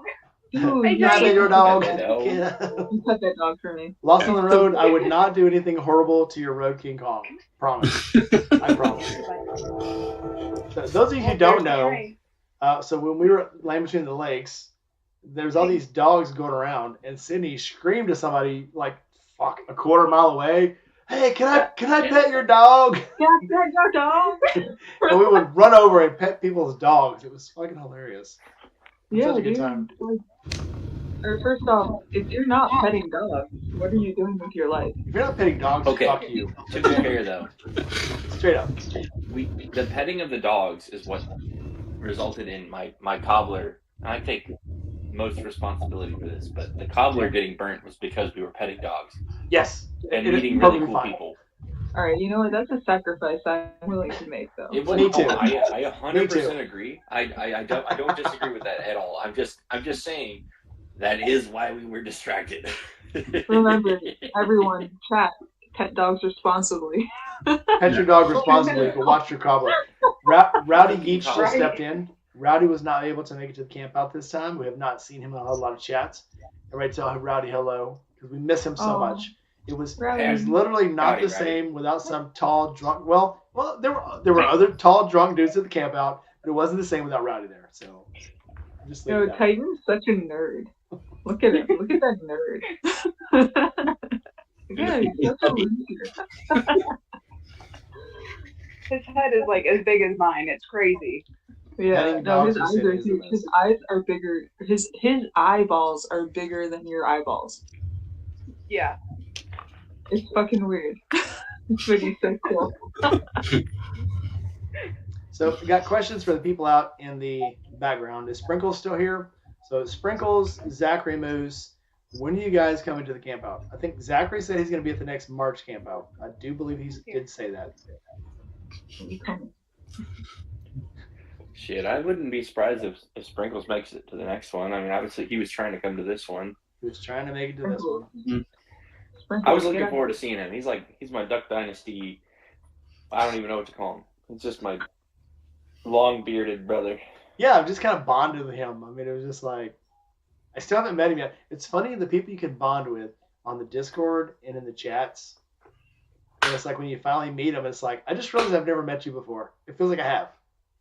So, Yeah. Very cool. So Rowdy obviously will make it to the next one. Rowdy's in Jacksonville, so hopefully he'll make it to the next one. I'm sorry, Rowdy, I didn't stop by because I literally cannonballed it all the way down this time, once no stops, and cannonballed it all the way back because I was trying to spend the most time I could down at the camp out and get back in time to go to work. So I'm very sorry I didn't stop, but I tried. Yeah, it's always a fun balance of how much time do I want to take off work? I literally left after work on Tuesday. I came home, tried to sleep, only got like an hour. I woke up and I was like, well, I guess I can go back to sleep. Vroom, vroom, motherfucker. And zoomed all the way down there. Got there at noon the next day. And Sydney still beat me there. And so did you guys. What the fuck? Unfair. Yo, it's sad. Bad form, unfair. And then I still left. I left Sunday and still didn't leave like till what, 9 or 10 o'clock Sunday. You fuckers were still there. What the fuck? You all got to spend more time than I did. That's absolutely not fair. Oh wow, I got to spend more time building a fucking bathroom. Yeah, but I mean, and touching butts. You did get that. That's my only. Yeah, all up in there. Juice is MVP. If you like the flavor of the pork butts that you had, pulled pork, he was MVP. He massaged those butts. My only regret is I didn't get to get this deep up in the butt. That's all. That's my only regret. Chris Toxic Arius was the MVP of that night, if we're being real. He was better at doing the butchering of the pork butts than I was. And then he also tutored Jeremiah's kids and just was an overall great human being. I was sleep deprived and delirious, and on multiple points Jeremiah was being very polite, but I could tell he was like, please stop fucking up my pork butts. Oh, dude, no. I feel like you're just imagining that because you did. No, I am not. I am not. Guys, can we just appreciate how good the pork was? Oh, he did say. So when we were up there, yeah, he went to pull one off, and it's like, oh, this one's fucked up. This must have been one that Juice did. Ah, shit. Yeah, no, seriously, I bet you he said that because there were a couple I cut the wrong direction, and he's like, yeah, no, next time make sure you cut it the right way. Jesus Christ, Juice, stop fucking my butt. Mid process. He's like, no, we'll figure it out. It'll be okay. But I learned a whole lot about cutting up pork butts, but it was. Juice, I had to wrap half the butt that you seasoned. You did a good job, man. No, I wouldn't call it good. It was passable, passing grade. I think we all learned a lot at this camp. What the fuck was that? Knock knock. They heard a car going by, probably. Yeah, I probably would have used one of those butts as a pillow if I'd have gone. So I regret I didn't get to go, but I did not regret being able to sit and just relax. I mean, that was the struggle. Is we finished the pork butts, and then we were just hanging out there for a long time, because he was like, "Oh, I'm gonna make you dinner, and then we're gonna play cards." And then it was, "Shit, I'm sorry, dinner's taking so long." And then we were like, "Well, we'll save cards for another time." But it was a great time. I would 100% do that again. But again, after having like no sleep for over a day, I was spent, and I just wanted to get back and hang out and drink beers and just bask in my very much so pork seasoned scent. Let's hear it for the water of Forgotten Angels. Those of us who did have to bathe there. Yeah, it's really rough. I did it. I will say this. So I took 3 showers there, and when you first get in the shower, it was very, very rank. But shortly after you got out, it like vaporized away. So that's why I'm pretty sure it was just the bromine they put in the water, or whatever they had to put in the water to kill all the bacteria. It did go away. Brushing your teeth was pretty fucking hard. So after the first time, damn difficult. Yeah, I bet. After the first time, I just took bottled water with me, because yes, that's a trick I learned in the Navy. Never brush your teeth with the water that comes out of the faucet when you're overseas. Always use bottled water. So, it's like worse than sulfuric. Like I think they said before, it's either manganese or what the hell is the other element? But like there is something about that water. It just makes it really, really, really rough. He was momentarily remembering the trauma that his nose experienced. Yeah, rough. It was a little burp. I had a little burp from my little beer here. Oh. But it very much so was reliving some trauma there. It was rough for first thing in the morning. Later on in the day, it wasn't too bad. But in the first thing in the morning, and the last morning I was there, I had to learn how to start that generator, which was pretty. I've started a lot of generators. That generator was a piece of shit. So I couldn't get the gas can open because it had like shrunk overnight and had a vapor lock on it, so I couldn't break the vapor seal. So once I got it off, I was like, "Fuck it, just pour it down the fucking the tank." And I finally did get it to start. So if you took a hot shower Sunday morning, you're welcome. I got that bitch going. You're welcome. Although Sid probably did everything else that, if you enjoy anything else at Camp Out, Sid did it. Like shower, a toilet. Gmod. If you ate at Camp Out, yes, Gmod. Mm-hmm. I don't Gmod was fantastic. Yeah, there's not a meal that Gmod did not help it with in some way. And I was like, poor Gmod. No, she fucking loved it. She lives for that shit. Some of us, I feel bad. Yeah, like I didn't do as much as I'd done in the past, and some of that, like, I don't know. I know I've told you all, but like I've got a hernia, so like I was trying to just lay low a little bit. We did what we did, but I still felt really, really bad that didn't do more. Obviously, we did some things, but it just felt like there were some people that really went above and beyond, like Gma, Colleen. I mean, Sid was there early, definitely doing stuff. Whoever was serving food like every damn time. I know that like there were people that were very consistently like there doing volunteer shit, and I was like, "Oh, I'm a tourist this time. I feel kind of bad."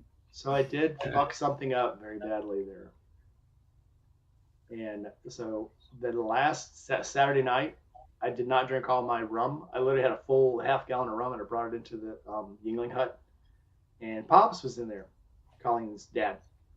Mm-hmm. And I put it up on the bar, and he was like, "Oh, is this for everybody?" And I said, "Yeah, I have, I'm putting it up here for everybody." And he proceeded to get absolutely shit-faced.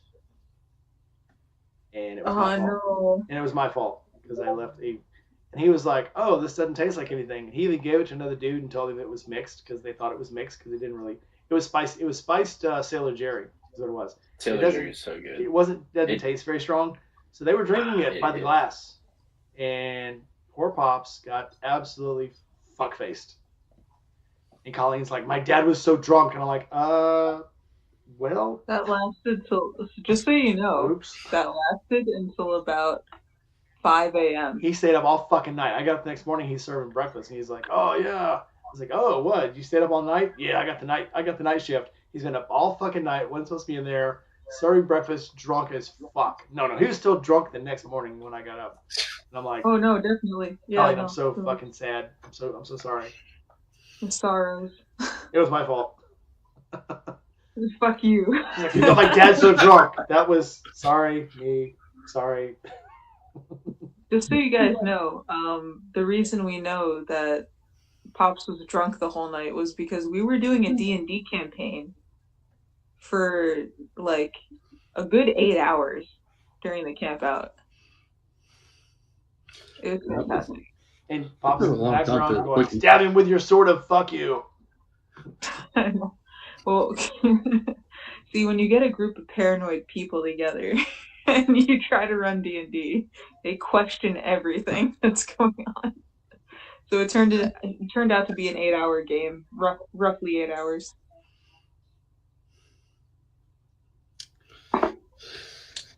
I wanted to participate, but I'm also glad that I didn't because I would not have lasted.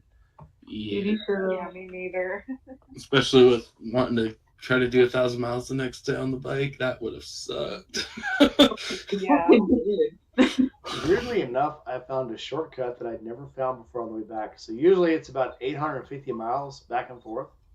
And for some reason, on this way, it took me through Fort Moore. It was only 800 miles. I cut 50 miles off my trip. And I've literally made that trip 9 times. And this time, it just cut 50 fucking miles off the trip. I'm like, what?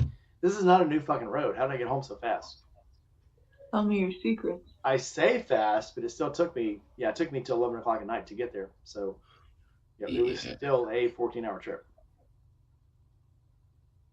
I did TomTom. I followed TomTom, and TomTom is like, I usually follow Google Maps, and this time, Google Maps and TomTom usually fight over the path, and I'm like, obviously TomTom, Google Maps has the best fucking, route because it's updated every day and blah, blah, blah. I've decided to follow TomTom home, and TomTom said, go this way, and next thing I know, I'm fucking home. I say next thing you know, still 14 hours, but. Yeah. So I actually was getting to think on that, and this whole week I'm like, if I didn't have the Grom, like the traveling aspect of getting to camp out is actually becoming a fucking bummer. I mean, I think splitting it up, doing a hotel, that adds cost. I'd do it again, but like I am 100% not opposed to the idea of just flying in because I just want to be there and spend time, and I'm not so whipped up about like doing the rides. There's always somebody's bike like that they'll let me borrow if needed, but like more and more so I'm just like I just want to get there and not even worry about like the 20 plus hours of being in a car or on a bike or whatever the fuck it is. Like that's where my mind is at from this trip. It's a lot. I said I was gonna fly this time, but I think I'm one of those sick fuckers that just like the idea of driving and saying I fucking rode this way. I rode all the way in. I fucking did this. Me. I did it. Me. You did it. You did it. And there's Sydney. It's like, yeah, I'm still on the road. I only did 950 miles today, but yeah, I guess I'm gonna stop. And then I'll start at 3 o'clock in the morning and do the next 14,000 miles. What? This is always gonna make us feel bad. I mean, I don't know. Whatever. This isn't a competition of how much we hate ourselves. This ain't a competition, but fuck you, I'm better. Whatever. Dude, it was so fucking cold on the way back, and I looked at a weather warning popped up on my phone on the way back, right after I left Nest, right? And it said, "Oh, there's a freeze going on the East Coast, and it's gonna be 30-something degrees. It's gonna feel like 25." And I'm like, yeah, it definitely feels like 25. So I drove through Montgomery, and I got a freeze warning that said, freeze warning 6 a.m. tomorrow morning until like 8 a.m. Yeah. And it's like, I'm like, it's 70 fucking degrees. There's no fucking, and I even told my daughter, I'm like, it's 75 degrees right now. I'm going to be home in like 5 hours. There's no fucking way the temperature is going to drop that much in 5 hours. And then when I hit Birmingham, the temperature was down to like 58. And I was like, this might be a thing. And then I hit Tupelo, and it was like 47. And I'm like, I'm glad I didn't stop. And literally, as I pulled into, so like an hour from my house is this town called Red Banks, Mississippi. When I hit Red Banks, it started raining, and the temperature dropped to 45. And I'm like, if I stop now, I'd be fucking stupid. Yeah. So I drove the whole way, and it was still a little warm. It was 45 degrees. The next morning I got up, it was fucking pouring fucking rain. It was down to like 40. And I'm like, I'm so glad I didn't stop, because if I'd have been in a hotel right now, there'd be no fucking way I'd keep fucking going. I'd say, Yeah. fuck it, I'll wait till noon. That sounds like a normal day in Ohio, to be honest. That's why nobody wants. So I don't know if I told you this, guy. So literally right up close to Aaron's house, the place I work for has a plant. Mm-hmm. And one of the managers, a friend of mine, actually went up there for 4 days of training last week. And she's like, "Hey, we have a plant up here. Didn't you say you have friends up there? You could transfer up here." And I said, "I don't have any friends up there. Fuck Ohio. I ain't going up there. Fucking snowy ass bitches." No, just kidding. I said, Damn. "No, there's no way I'm going to move up there. I like riding the motor." See, the thing I have different here, I ride a motorcycle every day to work, every fucking day. And I've become kind of an icon at work. All of that hard work, if I moved to Ohio, would go away, because that's when I would discover I need a fucking car. Yeah. Fuck that. No, I like being a fucking superstar among my peers. I'm not. No, fuck Ohio. There Not is going. people here in Ohio that ride every day of the year. They don't own a car. Yeah, there we are. And you see pictures every winter. People are like, "Oh, these people are crazy." Somebody riding a like dirt bike on 270 around Columbus, and there's 3 inches of snow on the highway. I rode in snow last year. I rode in ice last year, and literally the whole year, there was probably 5 days I didn't ride due to weather, because it was either so fucking cold or it was so fucking rainy and cold. I'm like, I'm not riding. But, Yeah, if I were to move to Ohio, that'd be like, oh look, it's another fucking Ohio day. Guess I gotta drive the car. No. Yeah. No. I like being able to ride a bike almost every day. So no. Thanks anyway. I miss having you as neighbors, but no. Yeah, like what's funny, that 45 in rain, me and Aaron rode in it for like 6 hours on Monday, all the way through That's West. terrible. Like 50 miles of West Virginia was all we had of sun. Oh, wait. Everybody be quiet. The master of calves just stepped into the chat. Ooh. Everyone bow down to Eddie Fresh. Mr. Calves. We're not worthy. We're not worthy. Eddie last week he's like, yeah, I was just doing calf raises with 960. Good morning, everyone. Okay, I want to lift with Eddie so Low life bad. bitches. And What he the was fuck? like, I'm so busy. I'm like, fuck, Eddie, fucking let's lift together. We both do legs, eh? Eddie, how do your calves get so big? I drive a Harley, have to push it all the fucking time. Good day.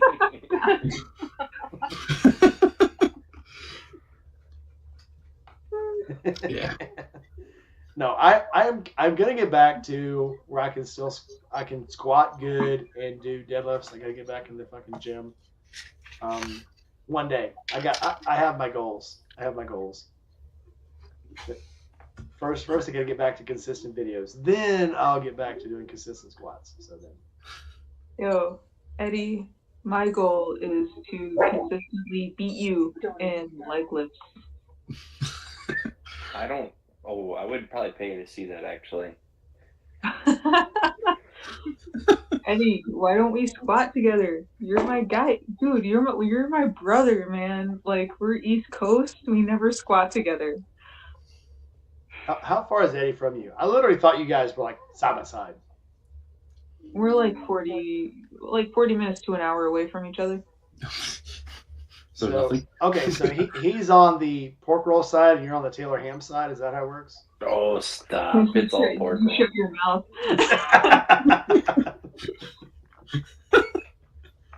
No, I've talked to Eddie about this. We feel the same way about our pork product. Do you? Okay. Oh, chicken wow. No.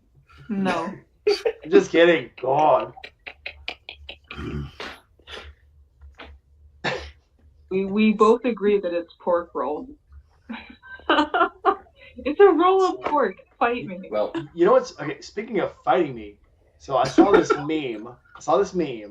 And they're talking about how girls are so, yeah, girls can do all kinds of shit, but compared to like combative fighting and shit, men will always win. I'm thinking I can count on one hand, literally, or maybe two, how many girls I'd be scared to get in the fucking ring with because I'm afraid they'd kick me to death. Yeah. Yeah. Like, number one, yeah, Misha Tate. Number two, Gina Carano. Three, Sydney. Kicks to the face. Kicks to the face. You're supposed to know about how bad my kicks can be. No, there's a bunch of. No, I'm thinking. I'm thinking these people have obviously never watched real girls fucking. I say real girls, but the girls who are actually dedicated to lifting, lift, and the girls who are actually dedicated to fighting, fight. And they've obviously never watched a CrossFit competition. Them girls are fucking scary. I love those girls to death. I would. But I'd never fucking crawl in the ring with them. Fucking A. With all the skills I fucking got, you're going to get you may win, but you'll get your fucking ass stomped and you know you've been in a fucking fight. These guys better fucking recognize there's girls out there that can kick your ass. Wake up. Yeah. That's why I'm friends with everybody. If you're friends with everybody, the chances of somebody stomping your ass have barely dropped off to nothing. So you say the wrong thing. That's why you never say the wrong thing. I just said this. I say the wrong shit all the time, but I mean, I said in good favor. Again, that's why you want to be friends with everybody. That way when you say stupid shit, people will go, "Oh, well, they're my friend. That's okay. They didn't mean it." So, yeah, if you're just some dumbass, you're saying stupid shit all the time, as we've seen in some of these discords. If you're just a dumb motherfucker and you're not trying to make friends with people, you say stupid shit, it comes back to haunt you. Yeah. You say stupid shit over and over again, and then you don't have any sort of change in pattern. Yeah. And then you say another really fucking horrible thing, and I hope you're watching this, and I hope you're not watching this ever again. You're not welcome. Tell us how you really feel. Dude, I'm not a violent person. I think you all know this, but man, I would throw hands. Well, there's a lot to be said for respecting everyone and give everyone the respect. It don't matter if they deserve it or not. Respect everybody, whether you have a different opinion or whatever. But I mean, all of us are gonna say shit sometimes that somebody doesn't understand, or maybe they don't take it the right way. That's why you always want to set the right precedence with somebody and always show respect. That way, if you ever do slip and say something dumb, people go, "Okay, well, he didn't mean it because he's always shown respect to me before. He must have just fucking had a foo bar." Mm-hmm. If you're always saying dumb shit, people are gonna go, "There's that dumb shit again, saying dumb shit." Dumb shit. Catch these hands. That's what I'm saying. Oh, dude. Honestly, that's kind of scary because fucking Juice's hands are as big as my head. So, I thought about I should probably do some sort of some form of martial art just to channel that inner energy that it's totally untapped. I wanted to do hand-to-hand stuff this last weekend because I wanted to show Sydney some stuff. Real shit, not like that other dumb motherfucker that kept telling people he knew shit. Anyway, never mind. But yeah, I can spot those dumb motherfuckers a mile away. The ones that's like, "Hey, I want to show some martial arts shit, but only to chicks, and I only want to do shit that's really close up where I can fucking touch their asses." I can smell that shit a mile away. So that's why I was so weirded out by when he was doing that. Oh, well, let me show you how to choke people out. Well, that's the first thing you're gonna show about fucking combatives is how to choke somebody out and not even do it the right fucking way. You just want to touch somebody, you fucking creep. Get off. I'm sorry. Where were we? I'll get off my horse now.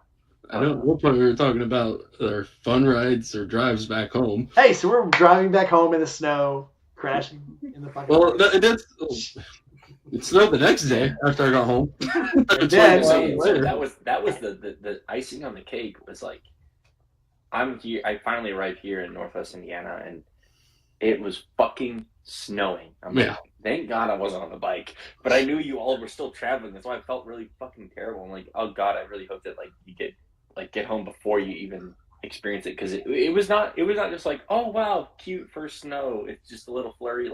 It was coming down. Those were some fat flakes coming down. Yeah.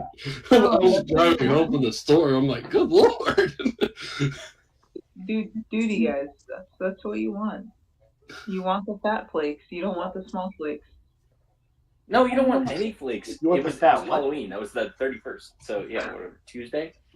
Yeah. No, you don't want any of that right now. Like, Dude, no, seriously though.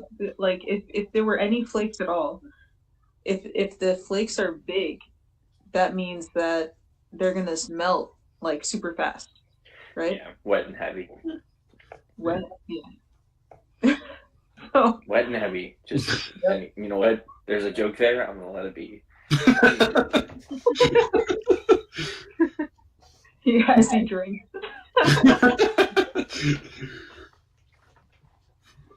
Here. Yeah. Chasing Ghost just stepped in. Hello, Chasing Ghost. Hi, Chasing Ghost. I would like to. So Chasing Ghost, I want to get her in an interview sometime because she has a very interesting story about how she got her name, and I absolutely can relate. So, Chasing Ghost, I still want to interview you. Just let me know when. And she read the Lowrider ST, so she'll get in with that crew of you all that happen to just be riding the road queens, as I like to call them. It's a girl bike. I mean, girls can ride it. I mean, hey, there's going to be a lot of wannabe lowrider STs here soon. Have you guys seen? Oh, whoa! Oh my God! Chat! This is only for you, chat. Only for you. All right. So, if you guys have seen, everyone else shut up. If you guys have seen, Advent Black just released their lowrider ST fairing. Mm-hmm. So you can have it color match. It fits the, I believe it's the Fat Bob. Guys, correct me if I'm wrong. Fat Bob, the Street Bob, Lowrider S, and I believe that's it. Dyna's up down to 06, Sport Glide, and they are supposedly working on Road Kings. Fuck yeah, dude. Which Yeah, that's what I want to see, is seeing that fairing on a Road King. That I'm not sure about that one. Honestly, I think it would work. It could look cool. I'm not gonna lie. If I had like the $2,000 to drop, I would definitely get one for my Street Bob. I'm not gonna lie. Shit, I think it's only like $1,100 actually. No, I priced it out. It'll end up being about $2,000 with the upgraded headlight for Street Bob. But that's completely paint matched, inner fairing paint matched as well. Yeah. Which you don't get from Harley. Guys, they automatically paint match this shit. Not only that, but they offer the option if you have an engine guard for the front, they'll actually sell you the bracket that hooks into that engine guard so that you don't have to worry about any like compromising of safety. Yeah. I can words. I'm about 16 drinks in. I can words. How many? Yeah. How many? I'm at 16 right now. Unfair. I'm only at probably 2 shots of drink for. I'm only on 7. No, 5. I'm on 5. Unfair. Barkeep. Burwinch. Here. That's your child. Unfair. Bad form. So we need to go back to Aaron's and get real drunk and get and do another what do we call it, the tasting, what was it, the mini bottle sampling. Yeah, we did whiskey. So JD and the Queens, Josh, wants us to do tequila, and I was going to do it at his house. I was going to try to come see him, but life happened and shit. So yeah, we need to do tequila next time because I haven't thrown up in a long time. I think it's time. Yeah, I was gonna say, so we're not gonna remember. It's great. Okay. 1 tequila, 2 tequila, 3 tequila floor. That's right. Let's do it. I miss you guys so much. Oh no, I miss you too. And I was just thinking, like, speaking of Aaron's busy getting busy is the word on the street. Yeah. He couldn't hang out with us tonight. Yeah, I have my own thoughts about that. I'm like, you don't let a girl control your day planner until you either have nuptials or until she makes you a damn good sandwich. So I'm not sure if he's. I don't know. Yeah, yeah. That's a pretty. I've met his girl. She's pretty awesome. Can she make a I was sandwich? gonna say, Yeah, she is like, really sweet. But can she make a feedback has sandwich? been good. So I'm sure I'm she could cool make with a it. bomb sandwich. I don't know, Dude, man. she makes bomb food, man. Just Okay, in general. maybe that's it. Maybe that's just the thing. I don't know, man. It's just, so she won't let him do the thing this weekend. Next weekend, I love you. Buy me drinky. Love you a long time. Well, buy me drinky. Yeah, just she won't let him. Next weekend is the wedding, so she's chaining him down to that. I don't know, man. I mean, I think I don't know his girl. Totally understand, but sometimes you just want to try to maintain a little bit of control of your own life. You at least come up with a compromise. Well, when they start telling you, no, you don't have a life anymore, I'm going to do what I want to phasing. do. It's fine. It's Yeah, fine. dude, well, don't Aaron knock is on going to get to see her for like 2 weeks before Yeah, dude. Monday. Because she had COVID before even secretive. We didn't even fucking talk about that on this Secret live COVID. The fucking Let's talk about Aaron's life, guys. Let's just go. the lies. Hold the on, that's deceit. HIPAA. HIPAA violation. There we go. But no, seriously, like, he hasn't seen her for a while. They need to get up to stuff that I'm sure they wanted to get up to. Up to what? That's what it is, man. Monkey business. Oh yeah, it was funny when we got back to his house. He literally took his knife and cut off his reindeer. What? Aaron, he just because his pants had holes in it. Both sides had holes in it. He found out. I told him to take the duct tape with him, and he did not. Yeah, I'm not surprised, but yeah, he just took his pocket knife out and just cut them right off. Because he's like, "The zipper's stuck." I'm like, "Oh yeah." I think he should have taken the duct tape with and turned himself into duct tape man to become water resistant. I agree with everything Juice just said. Well, like the only part of his legs that really got wet was from his knees down. That was the only part. But it was 45 degrees, so you could do that for about an hour. But you're talking about doing that for 6 hours. Well, I can only turn 21. I wish I had a drink. It was 6 hours when it was raining. Hold up. He went hypothermic from some ankle moistness. Wait, did you say moist? Wait, you have my attention now. Moist what? And his bike was misfiring when we were going through West Virginia because there was so much water on the rain sock it was suffocating it. I think. Because he had his rain sock on, and he's like, "It's missing." I'm like, I was wondering why you all of a sudden just lose 10 miles an hour as we're going up a mountain. There's some people that, and I don't necessarily agree or disagree with this train of thought, but there are some people that say don't even run the sock and just fucking run it the way it is. You want to have the sock. If you open I would think your oil so, will turn into like, milk. Yeah, your oil will turn into milk without that sock. Yeah. I've only been riding for 40 years. Water doesn't compress, so I mean, what you really want is a full cover intake, because that freaking cone, that cone they put on those bikes, is absolutely stupid.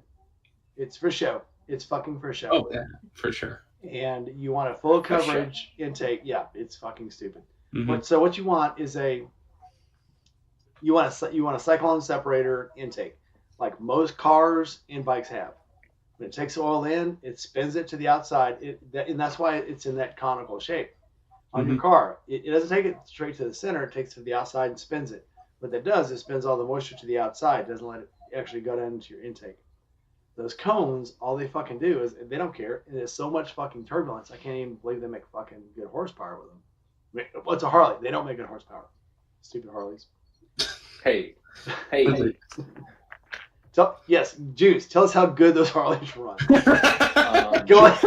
I don't know. I'm listening. Leave him alone. Shots fired. No, that was very much. I opened the door to that. That's fine. Yeah.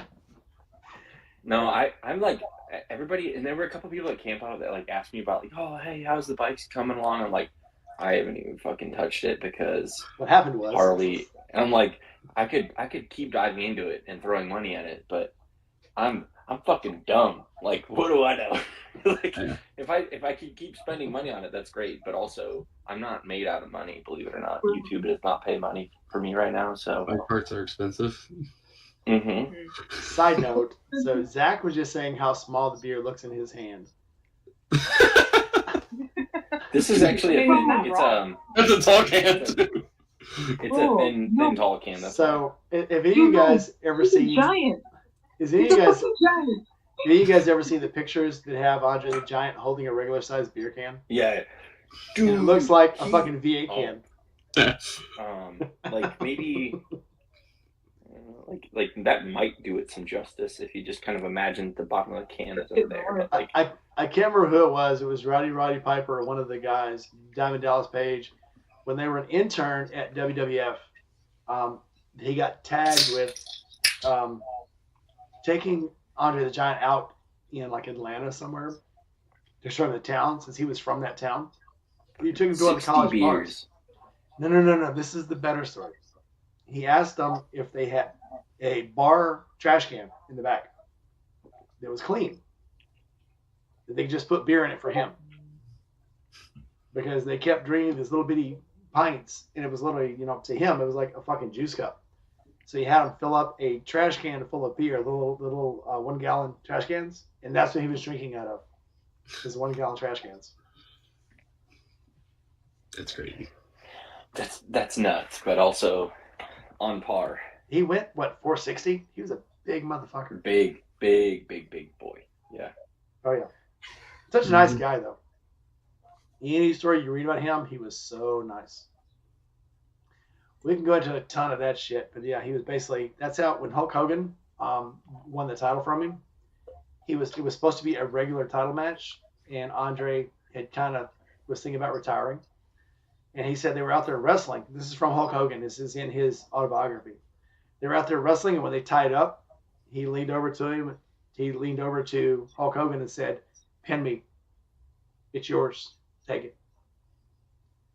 And if you see the video, when he does that, you can see Hulk Hogan kind of move back a little bit, and Andre kind of shoved him a little bit because he was like so taken aback. And then he like fucking went and flopped him, and he fell on him, and they pinned him. And but that was like his like, okay, I'm done. Take it. Too cool.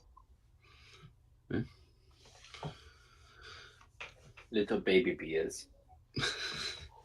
Juice is a huge guy though. Like y'all don't even know. If you haven't met him in person, you don't know. Yeah. You can see it in the photos. Juice is like walking up onto an aircraft carrier. Largest hobbit. No, as you walk up on Juice, walking up on an aircraft carrier is the same way. It doesn't look that big when you're at the other end of the pier. As you walk up on it, it just gets bigger and bigger and bigger. Yeah. And you're staring up at it, and it's like, roar. Yeah. I am Juice, roar. There's not too many people that don't have that problem with Juice.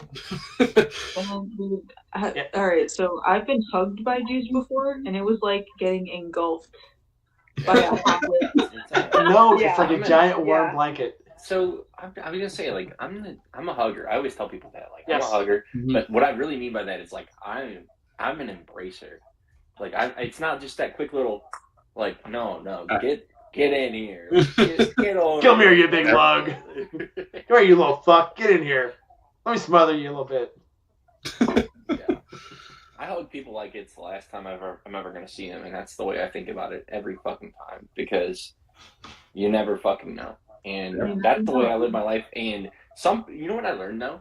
Some people do not like to be embraced by like that. And I have to kind of like really flesh out the person and get an idea of, like, I don't want to make people uncomfortable, but that is just how I roll. Only the first 5 seconds. Yeah, dude, I just once you trap them and pull them in, yeah, you can make them submit. Or choke them out, one or the other. All right. Choke them long enough for them to go unconscious, they'll go for the hug. It's fine. Bro, you haven't lived until you had a Juice hug. Yeah. I mean, Steve had a juicy hug. You big need juicy hug. Literally squeezed all the moisture out of your body. Yeah.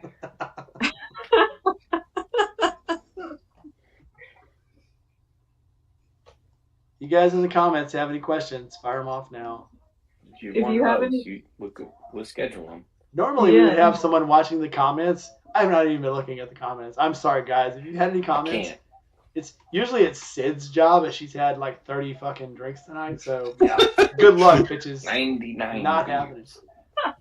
Let me see if 99. my computer's, hold on, let me see if my computer's like up to letting me log in. It's fine. It No, says, it's fine. hold I've on. been kind of glancing over at it.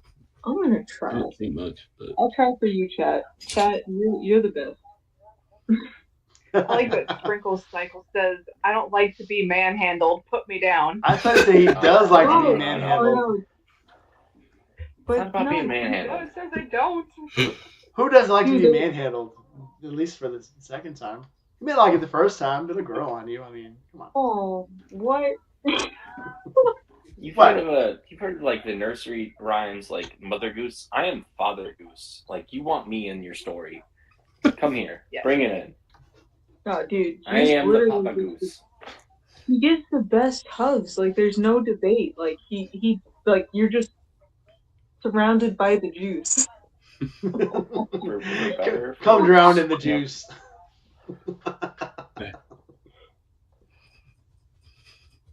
Yeah, the very next comment, Toxic Arias says he needs a juice hug.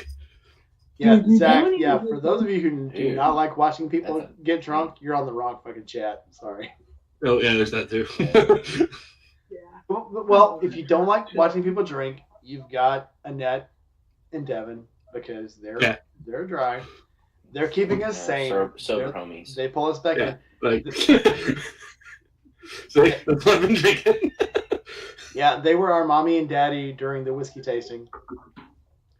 When me and Sid decided, fuck it, let's drink the rest. Why is there leftovers? Leftovers are for losers. Drink this shit. Alright, it was the Polish in me. Yeah. Well, I have Irish and Welsh in me, so yeah, there was no fucking chance that shit was getting away. I knew that. I mean, it reinforced that like, y'all are my people. I'm like, no, you can't leave that behind. Like, what are we gonna waste that for? No. I love drinking with Sid so much. It was such.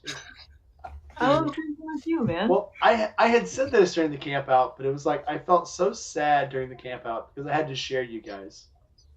Usually it's just us. It's like, hey, let's go do fun shit. Sorry, I gotta take out trash.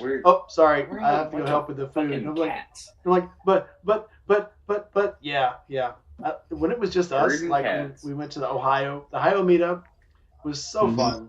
It was just us, and we didn't have to worry about anybody else, or taking out trash, or cooking, or unclogging toilets. It was just us. So, yeah, if anybody's curious, you can unclog a toilet with a hanger if you have to, because that's how I finally fucking got it. What? Yeah, that's right. Yeah, I had. So the good thing about being maintenance, so Devin, you're maintenance too, right? Well, I used to be, but you literally can put enough like half bins in a hanger, and when you shove it, there's so many bins in it, it'll just take the bin that it needs and fucking go. Yeah. And that's how I finally got it unclogged. So you gotta do what you gotta do sometimes to make it work. You gotta do some shady shit sometimes to make shit work. Yeah. A monster turd or just a wad of toilet paper or paper towel? No, you said it was paper towel, wasn't it? I don't know what it was. I said it was a toy. Somebody flushed their fucking dildo and fucking got hung. I don't know. Dildos are expensive. Don't fucking flush those. Well, they were embarrassed. Save that shit. We can bleach it and use it later. Put a fucking condom on it. Don't do that. Wrap it in saran wrap. That shit's still good. Come on. Alright, so also don't flush your fucking tampons. How about that? Yeah. Lady, right? People, I've gotten into arguments about this before, but like, and I know that on the Forgotten Angels property, they're on well and septic. So you cannot do that. And there's opinions about it. Even if you have a, there's some well and septic systems, you'll have a like kind of a grinding pump before it goes into the actual septic tank. A macerator. Still, do not do that shit. So the manufacturers straight up tell you don't. You even have to be careful what toilet paper you use. Yeah. On the ship, we had macerators, and when the ship. So when I was on the ship from 90 to 95, and the only females we got were the officers and the midshipmen, and they were embarrassed to put their tampons and pads in the trash. So they would try to flush them. Yeah, bitches. No.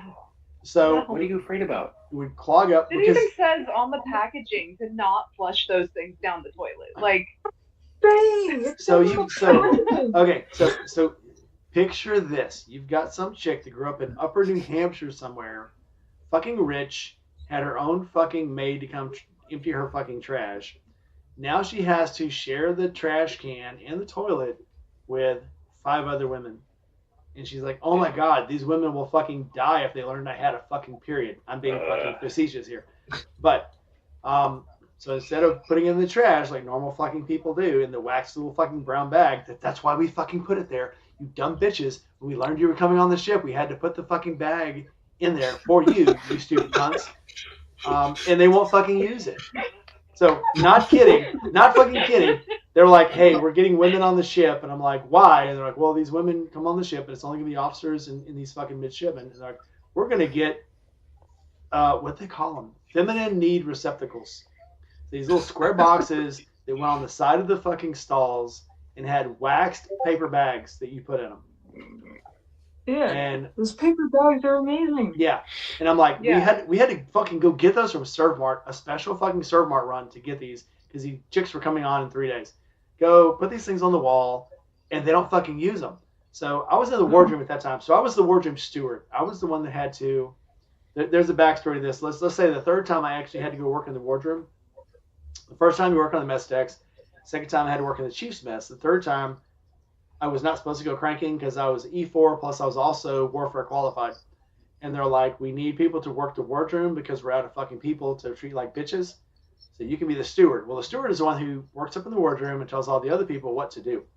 So I had to actually go behind them and make sure trash was emptied, uniforms were ironed, and all the toilets were clean, the fucking bathrooms are clean for the officers, up in the officers' country.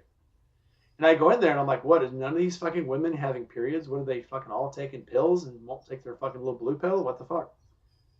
So, yes. And then I found out, hey, the officer's wardroom is backing up because the macerator just stopped up. So I'm like, okay. So I call the HTs, who are the shit techs on the ship. We call them the shit lords. And they're like, yeah, the macerators are full of fucking, we call them the white mice. We're full of white mice.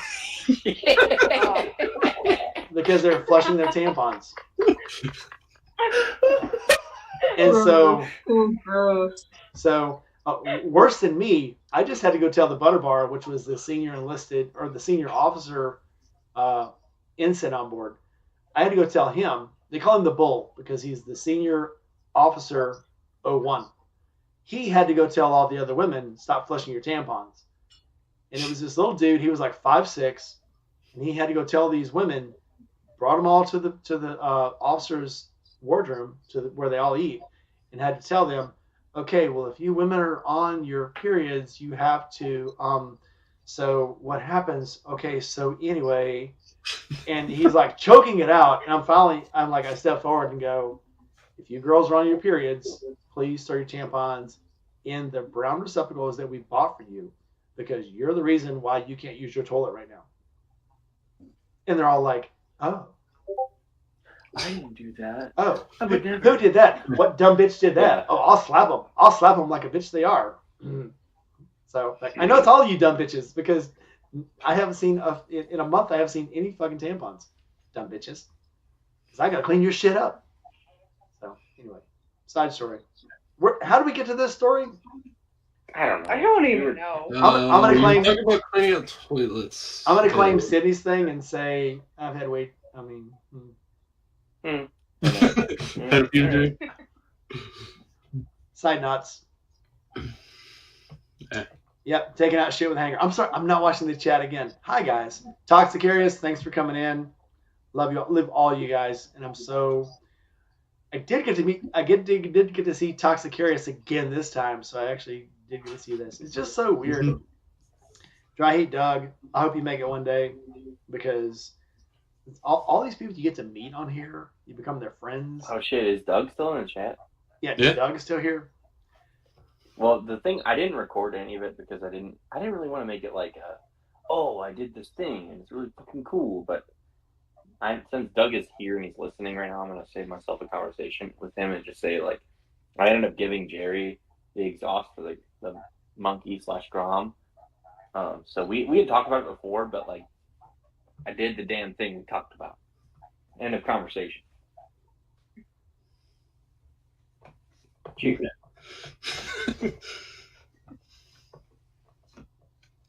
Yeah, Sky, we're not near kumquat territory yet compared to the summer shit. No, we haven't entered kumquat territory in a long time. We've been keeping ourselves pretty good, I think. But I've had too many drinks. What do I know? Pretty good. So yeah, Devin and Annette, you guys are in charge of the kumquat. Yeah, Rowdy used to be in charge of it, and he put the mask on when we were entering kumquat territory. But I was going to say, I don't even know what you're talking about for sure. Yeah. Oh, you guys weren't around then. So yeah, we had a safe word. So if we started going too deep into this isn't YouTube territory, we're about to lose our channel because they're going to demonetize us. We'd say kumquat. And yeah, you guys haven't been around that long. I forget. No. Well, now you know. No, we've only been around since March. Welcome to the family, fuckers. Yeah. We've been doing this fucking podcast for I think like less than a year though, isn't it? We've been doing it since the October before last, I think. Have we been doing it that long? I don't even know. Right. That timeline tracks. Yeah. Dragging Doug, quote 5, we had a safe word. We had a safe word. Reminds me of another meme, but yeah. Yeah, I might not want to talk about that one. Kumquat. Yeah. No, it reminds me of the meme. It's like, yeah, it's like it shows this woman screaming and tears coming out of her eyes. Says, yeah, the safe word was pineapple, but she spelled it wrong when she said it. Oh, good. Anyway, good. Yeah, keep track, Doug. We're fucked up over here. We can't do it ourselves. Yeah. Oh, and just he said that he already knew because Jerry let him know. Yeah. So. Where'd Sydney go? What the hell? Yeah, she just fucked off. Sydney, if you're gonna go throw up somewhere, you have to tell us, and you have to bring a camera with you. Nope. Did you flush? She had to go flush that white mouse down the toilet. Did you flush? Oh my god, what the heck? What is happening? Yeah, this is a wholesome family show.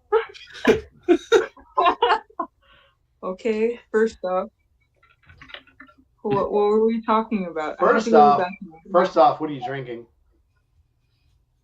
Dark and Stormy. Oh, this is not exciting whatsoever. Oh, no.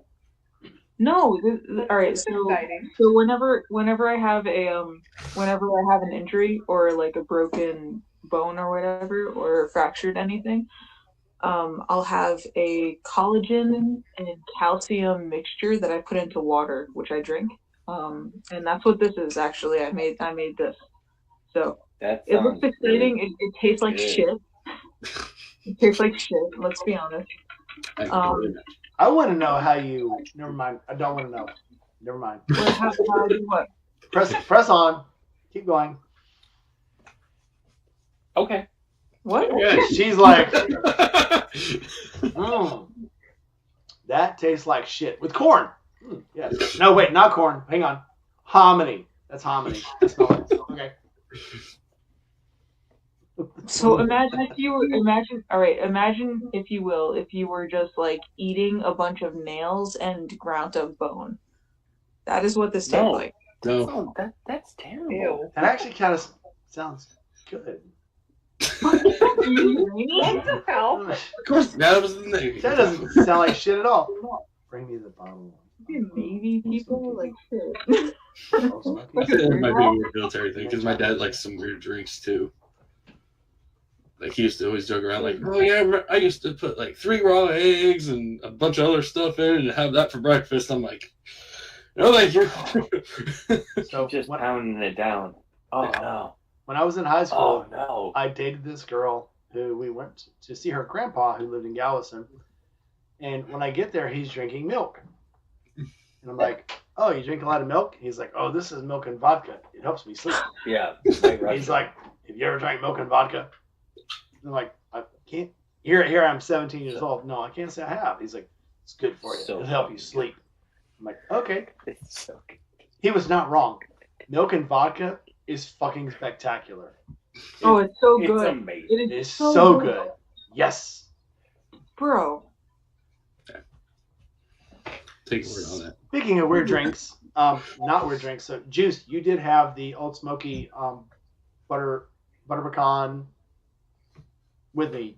I did. Did you? Yeah, I did. So let me show you what I found for my coffee that I'm going to start using as creamer.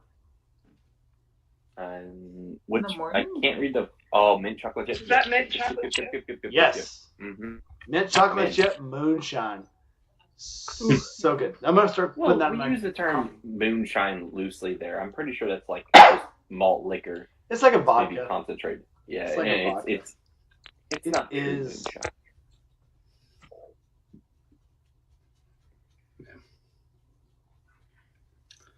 35 proof. Yeah, that's not bad. Yeah, it's very good in your coffee. I think Kahlua is what, 21? I think it's a little more than that, but not by much. 21, 25. Anyway, this shit's good.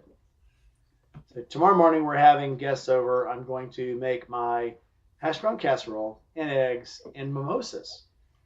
All right, I'll be there. And then we're going to have, please, I wish you guys would come. Fucking, Oh, I that's what actually. he said.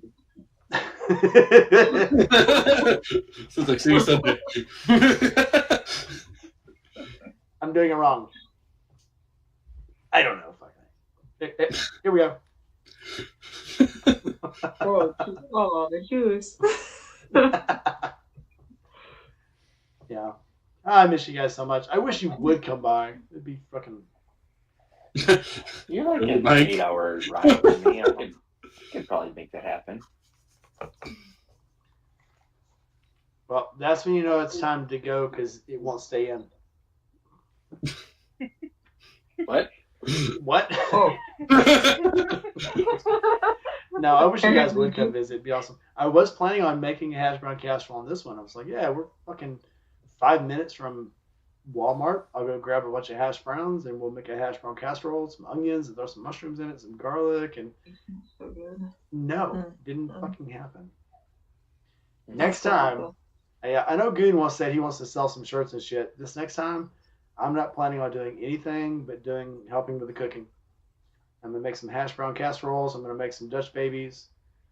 Sid, you want to help me with some Dutch babies? I'm scared to say yes, but yeah, sure. We'll do our best. You know what's funny? We're gonna make enough Dutch babies for a couple of fucking pans that will feed like maybe 8 people out of the 400 that are there. Fuck everybody else.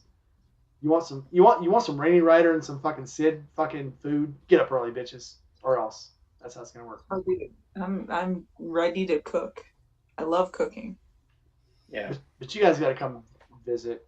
Either I can cook for you all by yourself. Then we won't fuck it up. It's better in small batch. Small batch is always better.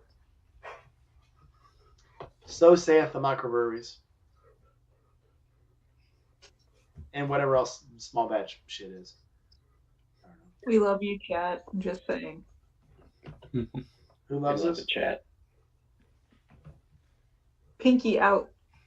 Oh, peace out. All right. Fancy. Now it's just a demon heart. What the fuck? Yeah, I was gonna say it kind of looks a little demonic now. Yeah. Man, that's what you gotta do, man. When you have a busted pinky, pinky out always, and chat deserves a pinky out. Chat's fancy. Chat's good times. Thanks for coming in, Daniel. Yeah, I don't even know. Like, what time is it? I feel like is we on? Well, after 10. Wait. Yeah. It's only 9:14 this time. Well, 10:14 your Oh guys. shit. Okay, we're doing great. We can sign off. You guys are. You know, No. Sid's fighting it. That's Sid, fine. what time you gotta be working in the morning? Oh, dude, tomorrow's Saturday. I just have to go into for like 2 hours, and that's it. What time? Oh, I get to pick my time that I go in. Then fuck those people. Let's stay up all night. Yeah. The Perks of being a supervisor. Doug says the horny heart. Fuck yeah, that's how I like it. A horny heart. Yeah, I love you, but I'm gonna be evil about it. I love you, but you will probably take in the ass. Just saying. True. Oh, good drink. Mm. Yeah. I love you, but I will make you scream. I'm just sorry. Mm-hmm. Not sorry. Apologies in advance. Sorry, not sorry. Yep. All right, who have we not totally pecked over? Juice, we haven't heard a whole lot about you from the first camp out to this one. What has changed? Well, yeah, I mean, like, I kind of talked about it. Like, some of the actual on-site things that they have, instead of, like, you know, over the years I've noticed, like, they've really put emphasis into having things prepared there as opposed to renting shit out. So I wouldn't be surprised if next camp out they actually have fucking like built out shower facilities so that they don't have to rent out a fucking shower trailer. You know what I mean? Like that sort of stuff. I think that stuff I notice. Whether or not they should have had more porta potties this time, I mean, maybe they should have, but they built a whole fucking place to just have shitters. Having it right by the stage, maybe sometimes maybe good, sometimes maybe not so good. Sometimes it may be shit, sometimes it may be not so shit. Sometimes maybe good, sometimes maybe shit. But no, it's definitely just like the whole like organization of it and giving it a sense of like itinerary of schedule, because that's what people really want in an event, especially the people that come from far away. They're like, I don't want to just show up and have no fucking clue what we're gonna do. Whereas the people that have gone were like, nah, just show up, it's gonna be great. And we're like, but to build that trust, like to have the things there in place to like give confidence to people that are completely new to it. I think over the years that has definitely like improved. I still stand by the thought of don't worry about an itinerary, just show up and make friends and do shit, and you'll have a great time regardless of whether or not you know, at 10 a.m. we're going to be kickstands up, and at 12:01 we'll have lunch, and like stop worrying about that shit, because people are so tied up in that whole like we got to do this and then this and then this and the mini games. No. Yeah, people are asking, oh, so what's the itinerary? And I'm like, you got something right there. Wipe that off because it's fucking water. You're still wet behind the ears. Shut up. Yeah, exactly. Yeah, show up, have a good fucking time, go do your shit. This place is not. This ain't fucking Daytona, man. We're not gonna fucking do shit on a fucking schedule, ever. Yes, little lady. To be fair, they did stick to something. Like they did have an itinerary, but it was like it was posted up on the Yingling Hut, and it wasn't put online. Like, but it didn't need to be online. Just get here. Yeah. Show up, have fun, be there when they have the drawing. That's the only thing. Well, there was. I'm sorry, Sid. Go ahead, little lady. You give us. No, come do an oil change with me. Like it happens every. Yeah. Yep. I will say it would have been so much better if your oil change would have happened in daylight. Well, personally happened. Sure, you can do it during daylight. You gotta do it when it's pitch black out, when you gotta hold flashlights. That's the exciting part about it. You never know what's gonna happen or where you're gonna lose. Yeah, sometimes maybe good, sometimes maybe shit. I still wish I could have been able to spend more time with you guys. It's like every time. I mean, it's like, and even you know, Cindy came around. She's like, "Where's Sydney?" It's like, I don't know. Look for Aaron. Where's Aaron? I don't know. Look for Sydney. I don't know. She's probably taking a shit at the fucking 24-hour fitness. I don't know. Or Planet Fitness. I don't know. Yeah, you all in your freaking Planet Fitness runs that take like 2 goddamn hours long. Did you even go like work out, or you just took a shower and then went to Walmart and fucked off for half the morning? She squat Aaron in the parking lot and then went in and took a shower. I can actually squat Aaron. Actually, like I could squat. She says that in total faith. Juice, so we I could know squat that you actually. I could squat Juice. I believe that. I 100% believe that, actually. Well, good to know. Yeah. I lift you up.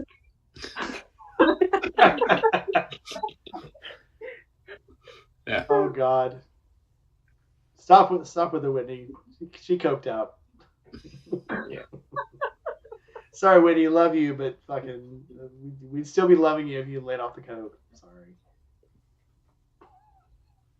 Yeah, that'll happen. Yeah.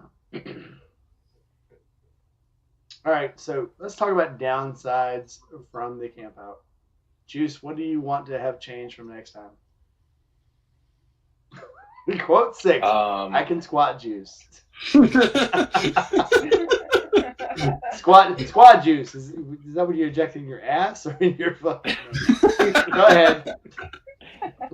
Oh God. I think what I would love to see happen differently. Gosh, I don't know. It's tough. Like the amount of people that showed up was great. I think there were a ton of volunteers. I worry that, and myself included in this, is like we didn't spread the load enough, and there were like a few people that did a lot of the work, and maybe that's by choice. But shit, I don't know. Like I did notice the trash cans didn't get as full this time. No, because everybody, like, there's people like, yeah, exactly. It's like, oh, you walk out, oh, that's full. Let me fucking grab you that. See a Where's full it go? garbage can, you're fucking changing it. Like, I know, like, that shit was like, we were on top of that. But no, like, the volunteer side of it, I think that's at risk. I don't want people to get burnt out and feel like they have to spend their entire time just doing volunteering, because that's not fun. I mean, if you're really into volunteering, I guess maybe that's fun. Yeah. I know for me, that was one thing I saw, and like you could just sense like some people were like really fed up with like the idea that some folks just didn't pitch in as much. But I don't know. That's tough. That's tough. I wanted to be there to have a good time and also help, and I think I balanced it a little bit. Could have done a little bit better, but I think felt there like has to be a balance though. I was feeling for a while that I didn't do enough like there, but then when I actually unclogged the shitter and then had to do the generator shit, I felt like I made up for it. So I'm like, I'm good now. Yeah. I do though I wanted to talk to Devin about this. We're gonna be at the next one. I talked to Shay about there needs to be a maintenance call, because a lot of stuff that was getting broke, nobody was saying anything because they're like, who am I going to tell them? So I'm thinking probably in the Yingling hut there needs to be, they're going to get us tools, and there needs to be someone they can call when shit breaks. And why nobody told anybody else that this shitter had been backed up for like 3 hours? Who fucking knows? But if I have a feeling if we would have jumped on that when they first fucking clogged it up, it wouldn't have been so hard to unclog, because people wouldn't. Number one, people wouldn't have kept trying to fucking flush it. Fucking fucks. They should buy a shitter snake, like a plumbing snake, like, and just have that would help. Well, and then people were trying to take cold showers in the morning, and then when I went over there, people were still coming out of the showers, and I'm like, all you had to do was start the fucking generator, and nobody said anything about it. I didn't know shit. I had the generator running in 5 minutes. So I mean, but you know, if somebody would have came and told somebody, I could have been on that and had the fucking thing running in a minute. No, it's why I got back to my tent, and then Brian's like, yeah, the showers are nice and hot. No, we just had to add gas to it. I'm like, shit, I've got a jug of gas right here. I could have fucking filled that thing. We would have been on our way. But so I didn't know anything about the shower that shower trailer at all. Like, it's a tankless system. Yeah, we could have been up and running like nothing. But on that note, I mean, if they would have had, so I told Shay we need to have a list. If something breaks mechanically, fucking call somebody.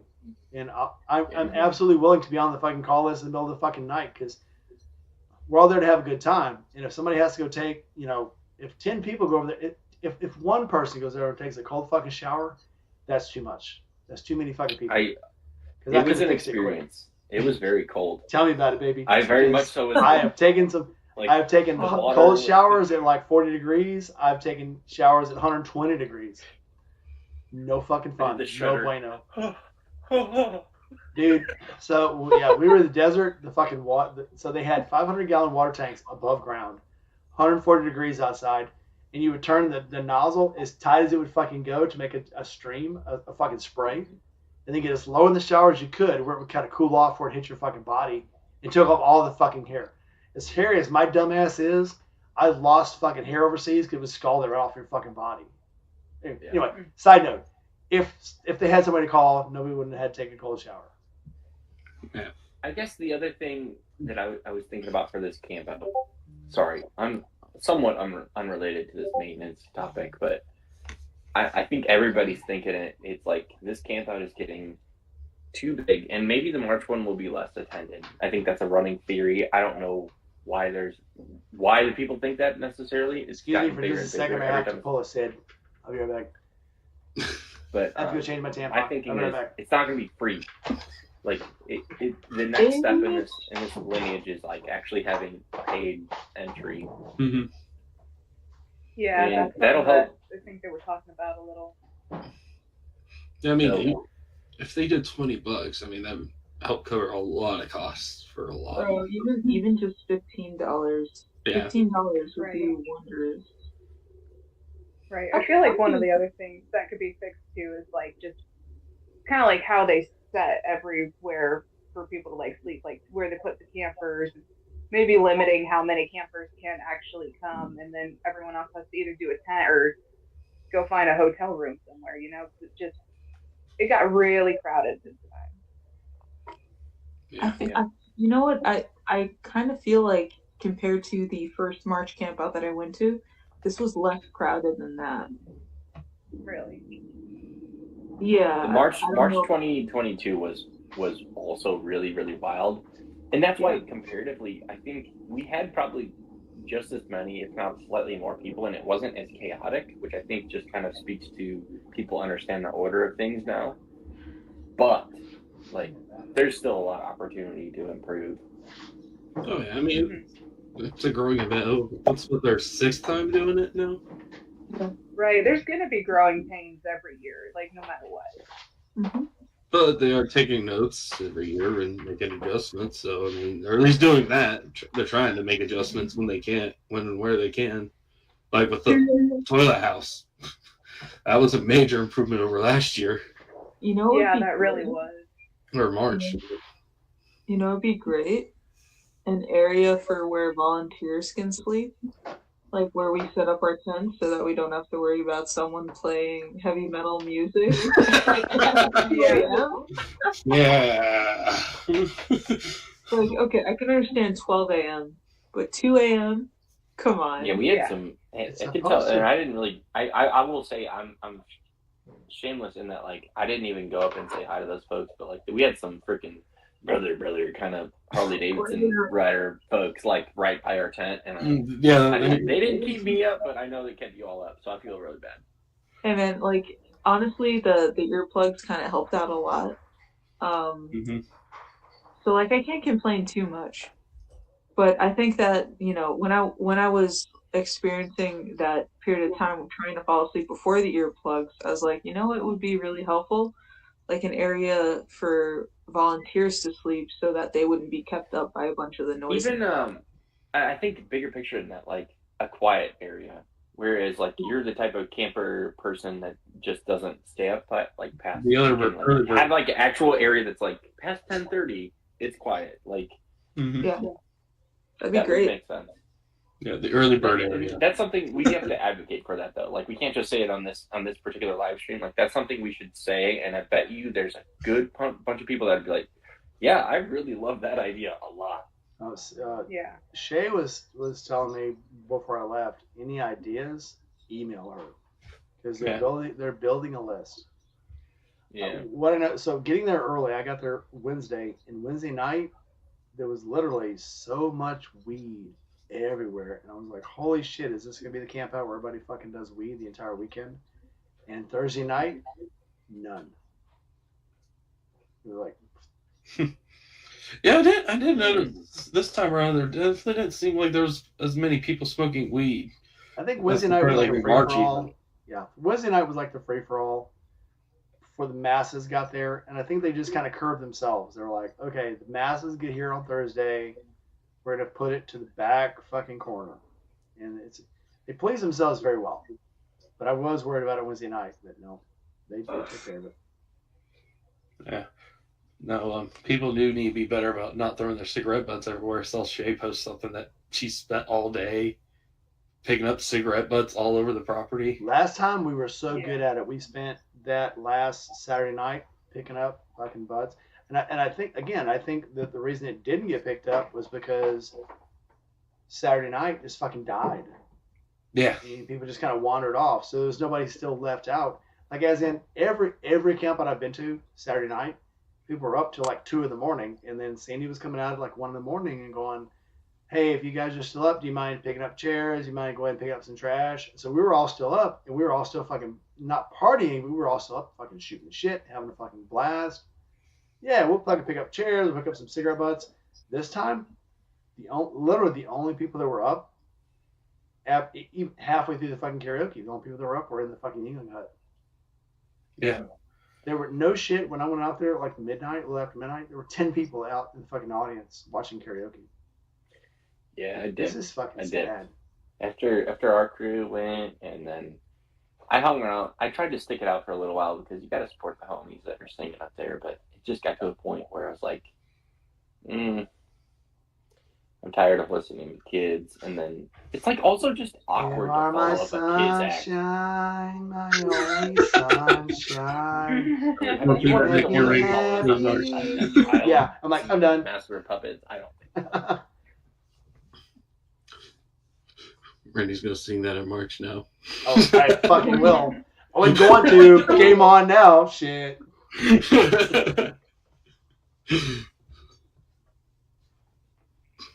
So Sydney's shirt should be ready for the next camp out. I hope so.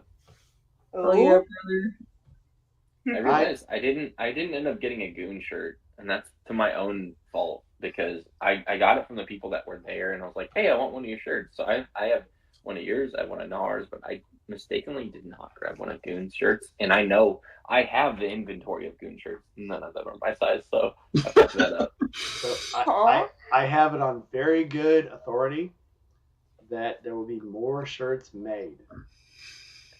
Well, I also have it on very good authority that someone said I could do better on these shirts. And I'm like, no, these shirts were fucking awesome. He goes, I can do better. So plan on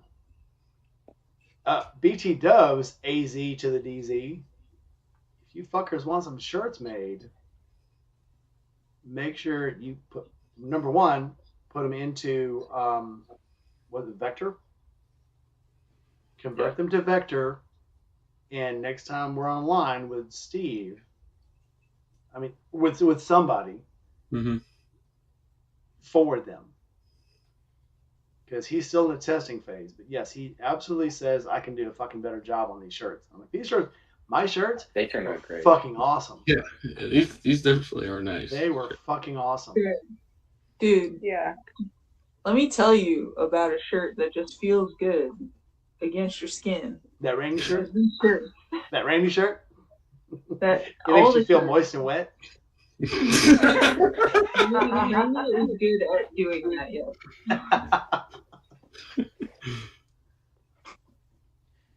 Yeah, I loved those shirts though. I tried one on yesterday and the fit was just great, and it didn't feel like it was suffocating me for being a crew neck. Like I love those shirts. I told Steve, you put these shirts on and like conform to your fucking body. Yeah. Yep, they're like the fucking Spider-Man fucking virus fucking Spider-Man outfit. It's just like the sucks to your body. Yeah, the venom. It's like this shit is so fucking good. My nipples are so fucking hard right now. I'm so happy. I'm so happy with my life. His were about to cut through his shirt the entire time at the camp out. I can't confirm. I saw it. That popping noise you heard, my nipples. Yes, exactly. Absolutely. Yeah. That was that. You know what helps with that is a bra with good padding. We'll get you that. Nope. Free for all, baby. Free balling, 'cause I'm free. Free kidding. Tree falling. That is one heck of a safe word, Zach. Anybody here ever watched European Road Trip? Nope. Oh, watch it. National Lampoons? I'm not gonna. No. I'm not gonna spoil it for you. You've got to watch the word, and there's a safe word in the movie. The dude mispronounces the word, and that's all I'll say. Good times. Good times. Where does Sydney go? Sydney. Oh my goodness! Just grab another drink. Not see my shoulders. Gosh, they're so wide and strong. I want to see all of you. Back up. Hold on, I'm trying to log into my computer. Leave me alone. Log your what? Alright, so here I have my phone set up for this whole interaction we're having right now, and I'm trying to log into my computer so I can talk to chat because I miss chat so much. Every time I can't log into my computer, I miss chat so much. Yeah. Same. What is? I forget how young some of you guys are sometimes. You've never watched European Road Trip. I watched European Road Trip. So, Xena Warrior Princess, Lucy Lawless, plays a dominatrix. Yeah. And when the dude goes to they go to Amsterdam, and he goes to the whorehouse, and he goes to the S&M house by mistake. When he gets inside, they tie him up, and she goes, the safe word is Kuboslavish, and he's like, yeah. She goes, I will write it down for you. And she writes it and stuffs it in his pocket, and he's like, yeah, okay, whatever. And all of a sudden, they break out with the fucking whips and shit. He goes, wait, Kuboslavish, somebody's like, he goes, whoa, did you say Kuboslavish, give me somebody? He says, yeah. She goes, bring out the Kuboslavish, somebody. She bring out this fucking anal invader, and he's like, wait, no!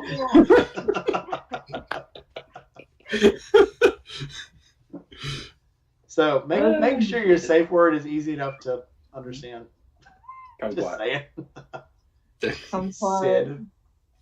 What? Please, I'm not an amateur here.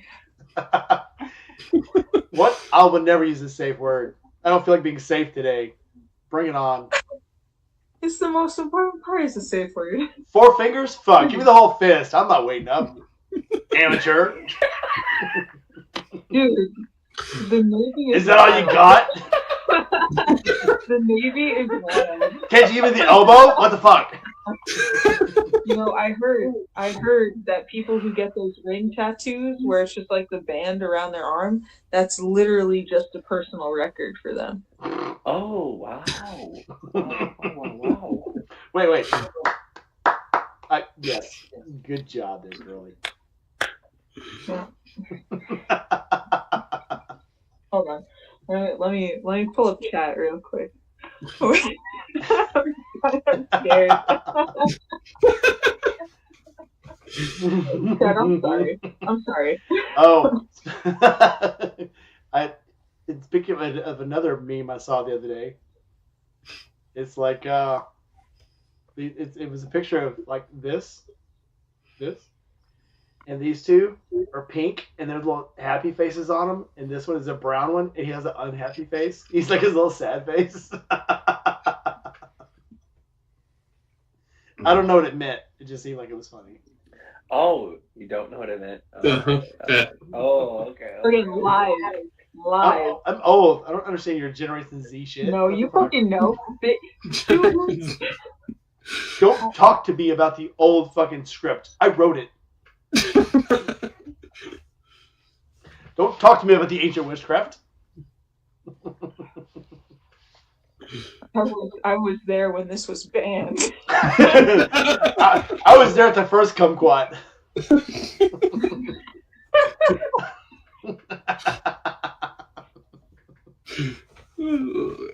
Hi, Doug.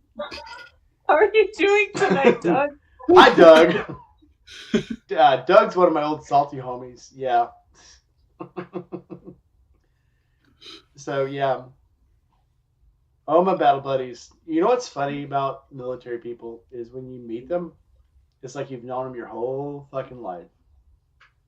Because you're all so fucking sick in the head. You already all know the same fucking jokes. It's like you've known them for your whole life.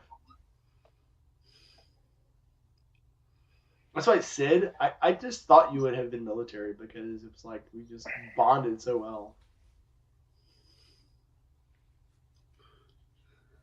Yeah, I know. I'm sorry. No. Well, it's What does because that make us? well, me and Sid have similar backgrounds, so fighting stupid people, dumb medical fucking emergencies. Yeah, we've fucking been there. So whenever I meet a paramedic, whenever I meet a fucking trauma nurse, whenever I meet a fucking military person, it's like I've known them my whole fucking life. Because you have such similar stories. You ever had a guy come in with a potato in his ass? Oh, fuck, yeah. Let me tell you about this time. Yeah. Fuck yeah. Slipped and fell. It was in the shower. I don't know how it got there. I slipped. Ball of heroin get up my ass. I slipped and fell on this potato. It just went my ass. I don't know how it happened. Sorry. The Chasing Ghosts is going to the rally tomorrow in Texas. If I would not have burned so much, I learned about it late, and obviously, well, even since I learned about it late, I burned all my leave going to Forgotten Angels. But that's one rally I would have loved to have gone to.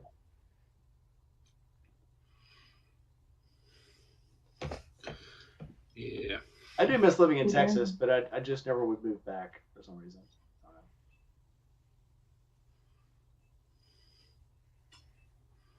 Yeah. Oh man. Alright, so missing drinking with the battle buddies. That's what Zachary says. Yeah, I saw that. Yeah. Some people, I have to meet these people. So Sprinkles, obviously. Dry Heat Doug, almost got to meet him, but he had a breakdown. I think outside. How far did he get? He didn't get too far from us. He didn't have a breakdown. He just had to stop because he stopped for his son. That's right. Yeah, well, that's right. He was in Kansas City, and like he would have had to just straight shot it to Columbus, Ohio, and I talked to him like, dude, no, what, no. It would have been so good though. It would have been so nice. Oh, we were there on site at Throttle Co for what, like 3 hours? Like I just felt bad the idea. We were there for that trip. No, we were there for like 6-7 hours. I don't think so. We were there for a long time. I think you're overinflating. We were out to lunch by like 1. Hey, this is my reality. I refuse your reality. I'm just saying. Substitute my own. I felt bad. I'm like, dude, like we're gonna be there for such a short amount of time, and for him to come from Phoenix, Arizona. I'm like, oof, boy. Like, yeah, you could do it, but yikes. Well, Chris came out to, then again, he was already there. Chris was already up at Twin Lakes. He just didn't, or Land Between the Lakes. He didn't know we were there. And saw us there, came over from his campsite to our campsite. He kind of knew. He knew we were doing that shit. It was cool. Yeah. So, Sid, what's the weirdest medical call you ever got?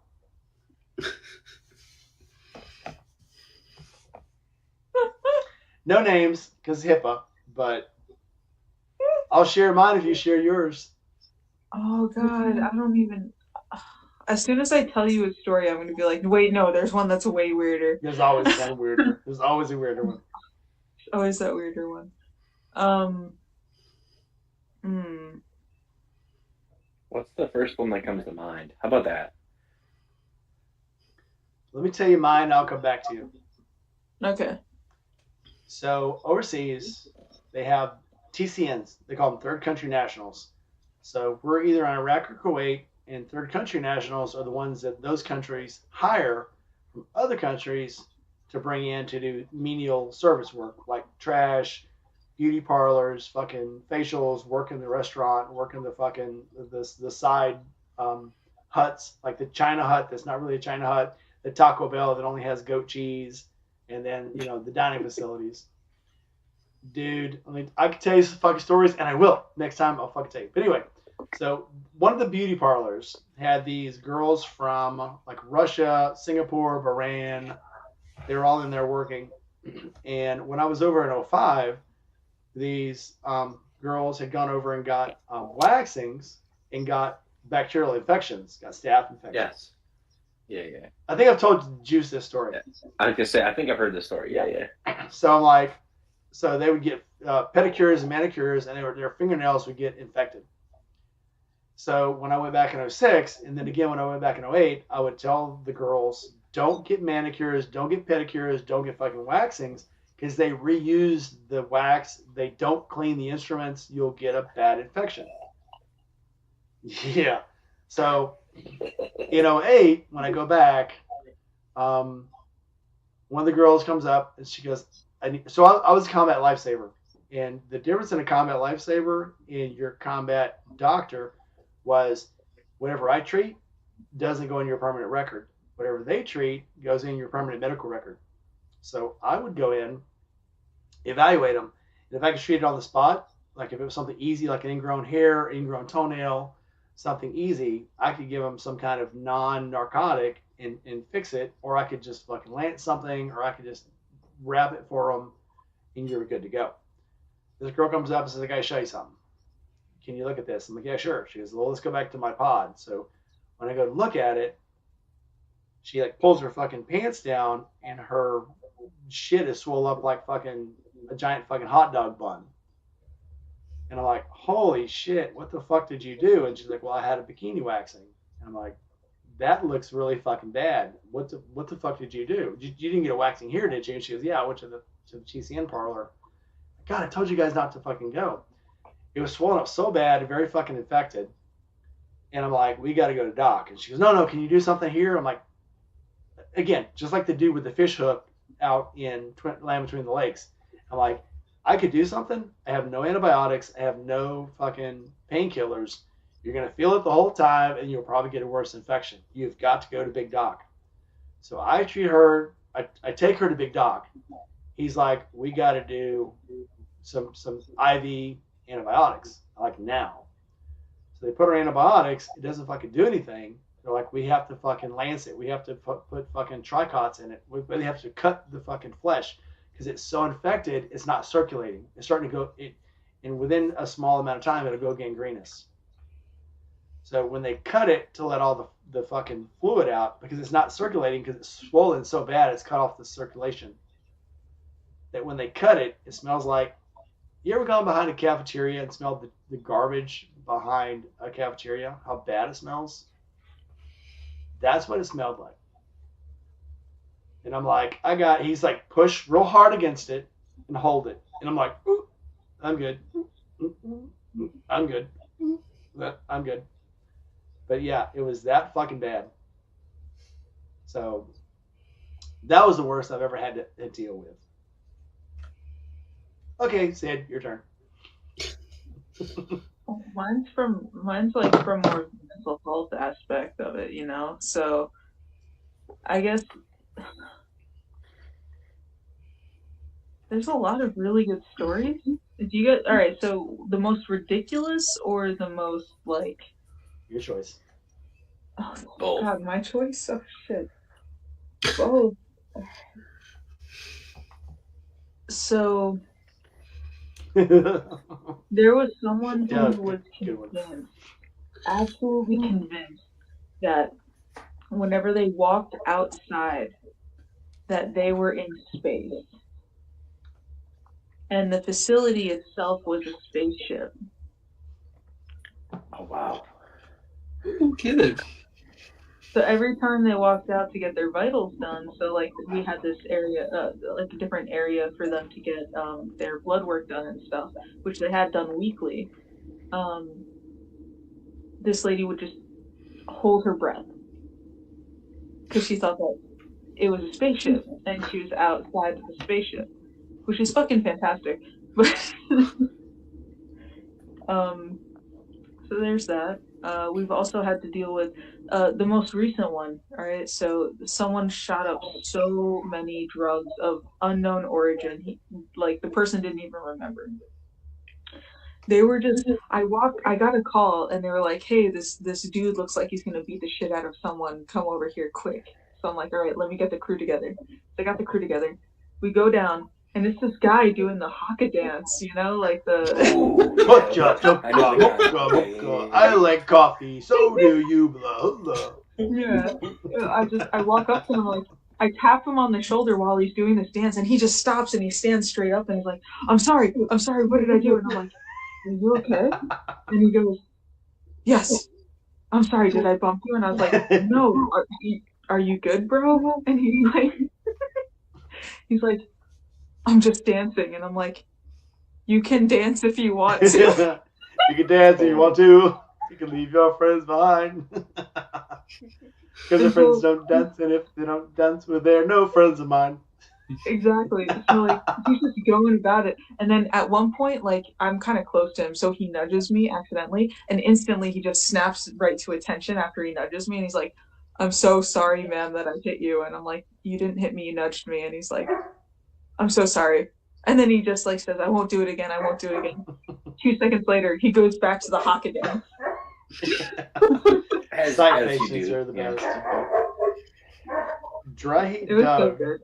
Dry Heat Doug says, responded to a vehicle accident. Package to the patient on the way to ER kept smelling burnt meat. Looked all over the patient, found no burns. She had a steak in her purse. What? Perfectly cooked. Now I want steak. Impressive. Wait. Come, I clap for you. I want to know, like, was it contained at all, or was it just raw dog in the steak in your purse? Yeah, that's hard to tell. Wait, was it in a baggie? Dry Heat Doug was in a baggie.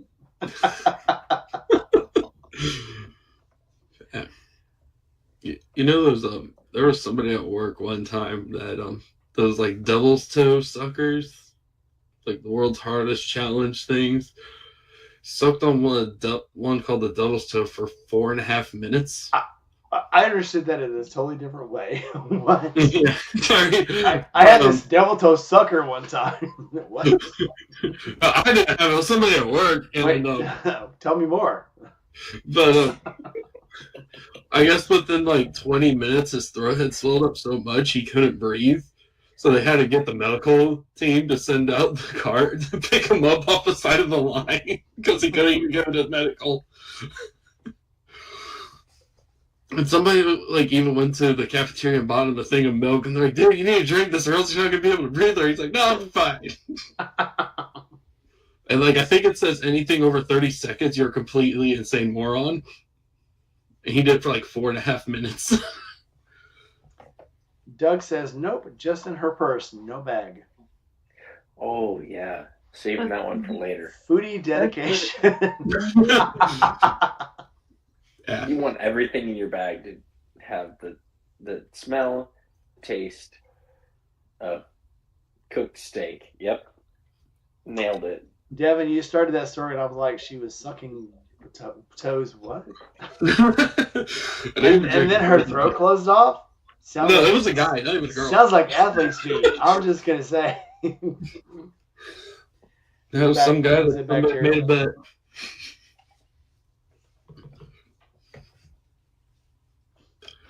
Yeah.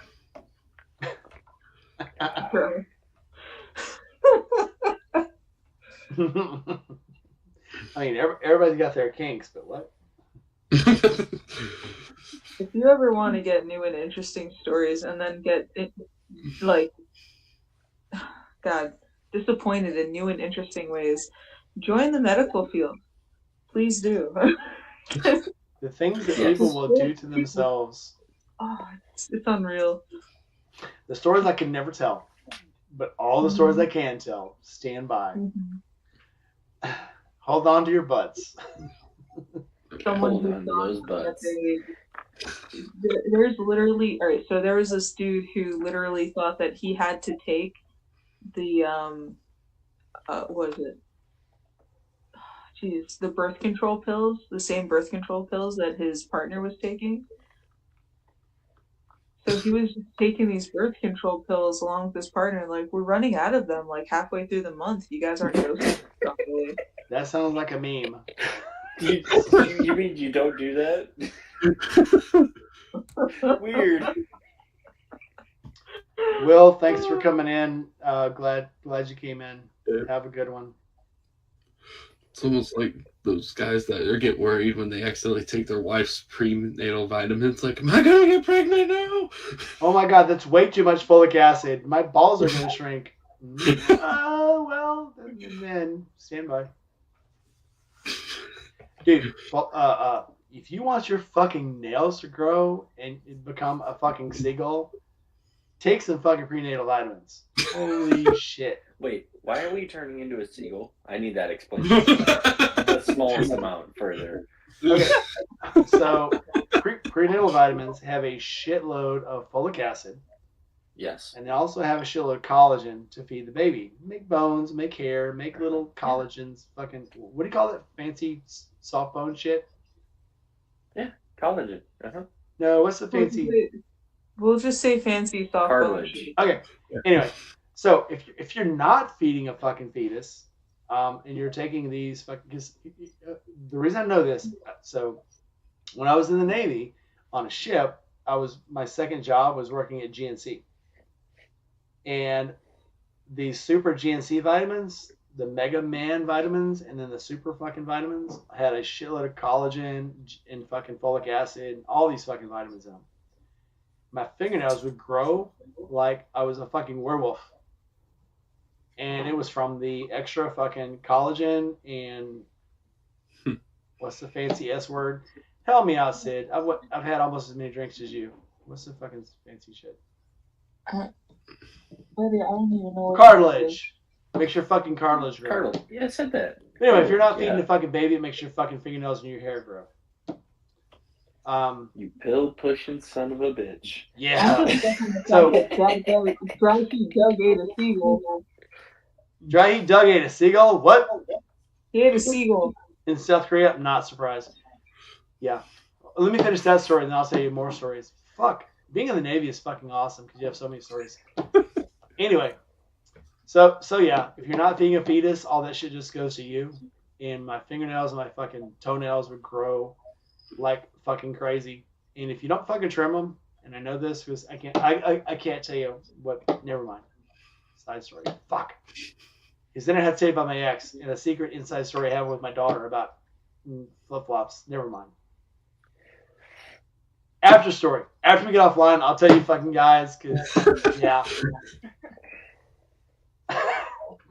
Fuck you, Dry Heat Doug. Just fucking.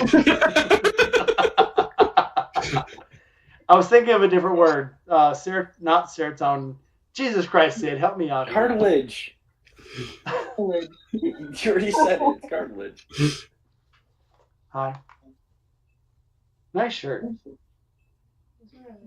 That one.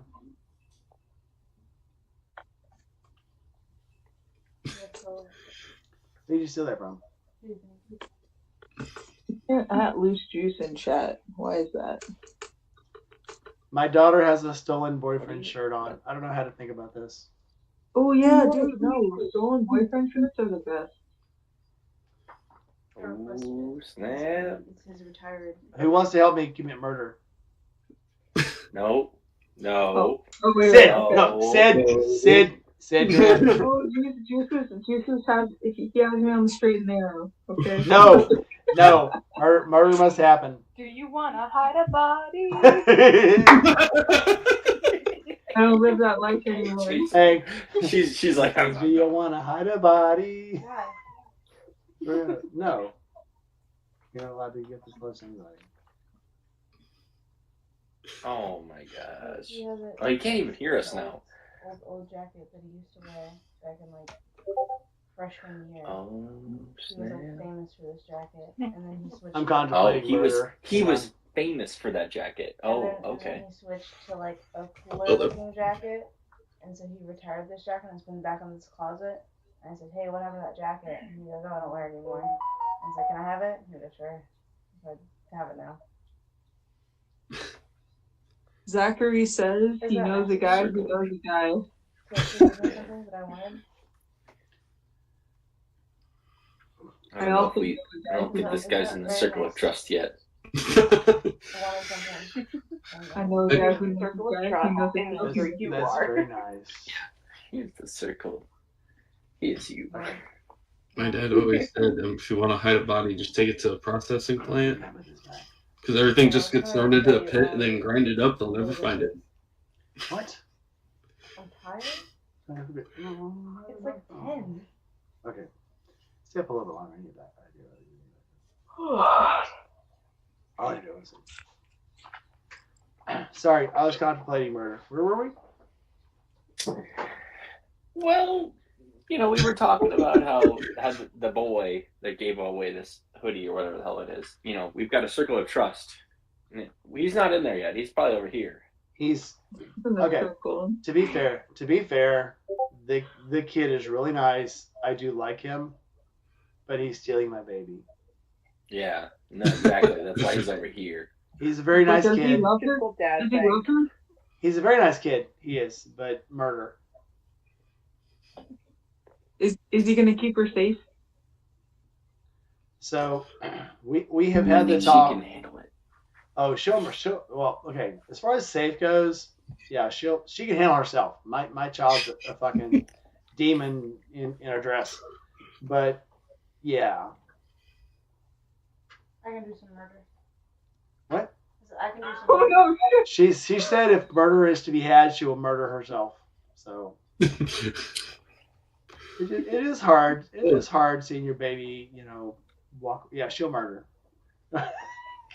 Come on. You have to carry Underwood treatment. Do that on camera. Do that on camera. Oh, please. No. She's so okay. For back information, so my child knows hand-to-hand combat. She knows I've taught her Aikido. I've taught her bladed skills, and she has so many blades in her fucking room. I feel sorry for anyone who decides to break into this house. This is a direct quote. So I have, how many swords do you have now? Me? 3. Plus the battle axe. Yeah. Bring in your combat tomahawk just for fun. So she has 3 swords in her room. I don't know how many fucking knives, and they bought her a combat M48 tomahawk. She asked me one night, she's like, so if somebody breaks in and comes through my window, I can kill them, right? Yeah, this thing. And I said, yeah, sure. My child cannot wait to butcher somebody. Raise them right. I don't worry about this kid. You see this fucking thing?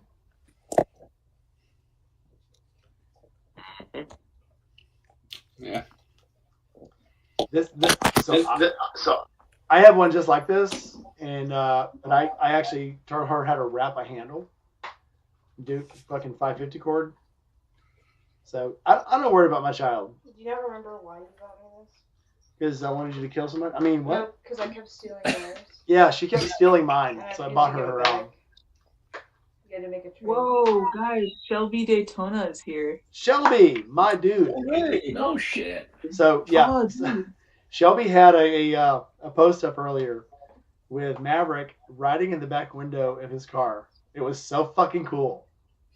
Maverick, the fucking tiny panther. Fuck yeah. I love that cat. So for those of you who don't know, so was it Friday morning when I went to take a shower? There's this little fucking panther hanging out outside the bathroom. And it comes up to me and fucking jumps on me. So I pick it up and I fucking petting it. And then, of course, Shelby comes out. Oh, that's why he's been hanging out here. Somebody tells me later, don't try to pick up that cat, man. It does not like to be picked up. And I'm like, really? Okay. No problem. But I have a small panther of my own. So that's probably why it didn't mind getting picked up. But yes, it's a fucking monster. And mine, if any of you guys have seen pictures of my fucking monster, she's a big old girl. She's a fucking cougar herself. So, cougar. I made a pun. She's a girl. Never mind. Anyway, I got it.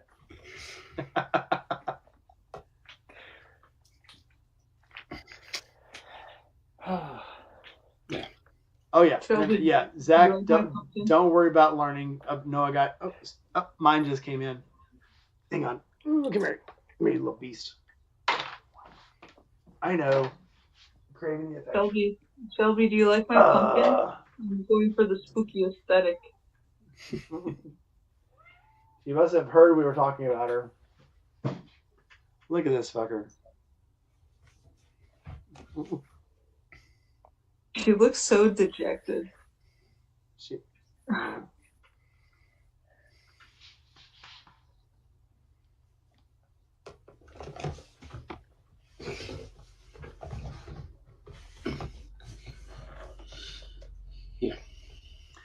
I'm glad that he's very selective because he picked me. I choose you, Pikachu, Rainy Chew. What's the finger for? Who are you? Jealous. Who are you? He only let me pet him like 3 times. What? He just came up to me and said, "Hey, dude, what's up? Pick me up, bitch." And I picked him up. Out there. Apparently, I'm his bitch. No, the other cat that he chased away, that cat loved me. Like, that cat went up to me and she was like, pet me now. Give me food. Was there another I do cat? recall that cat. Yeah, there was another cat. Dude, she was awesome.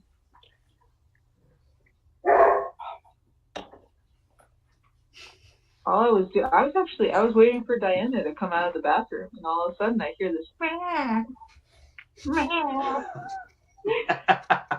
She comes around the side of the house, and she's just like, "Fine, pet me, and give me food." And I'm like, "All right, sure." That's the single mom moan. Is that what we call it? Single mothers need your loving.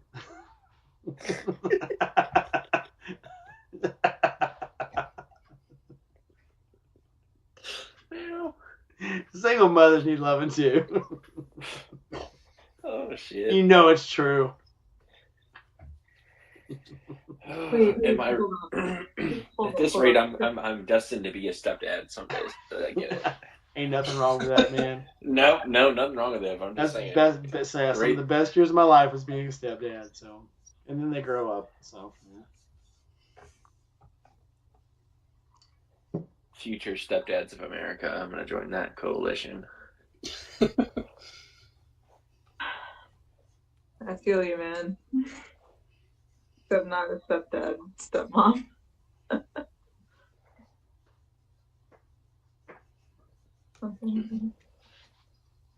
Anywho's in house. And then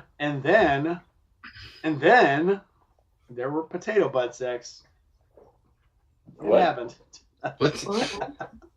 Come quiet. Come quiet. I walk away for 5 minutes to go to the bathroom. If you're tired, go to bed. I won't hold you to it. How about you go lay down? I'll get you when I'm done. I thought you were What? I thought you were going to cut off at 10. Go to bed. I'll wake you up when I'm done. Would you like to tell everyone goodbye? No. Come tell everyone good night. We're strangers. Oh, man, we're not that strange. I mean, we're a little strange. She says, no, stranger danger. Weird bikers. Come on. Yeah, weird bikers that rode around in onesies. Right? Don't talk to strangers on the internet. These aren't strangers. They're my friends. I don't know. They're my strange. They're my strange friends, but they're not strangers. Yeah. Yeah. Strangers Tell everyone good night. Good night. Wow. All right. No, I don't want to say goodnight to you, clone. You hurt my feelings. Sid says you hurt her feelings. Well, she can't hear any of that. Yeah. Sid says you hurt her feelings. You should feel bad for this. How dare you? Do you see all the concern on her face? Good. But first, hold on. Oh, wrong side. Hang on. Oh, nope. He said no. Here, come close. Check out those eyebrows. Yep. That's my kid. The clone brows. Yeah. Fucking kid. The clone brows. You're a dick. I'm sorry. She's definitely not going to hang out with us now. You know it's true. I'm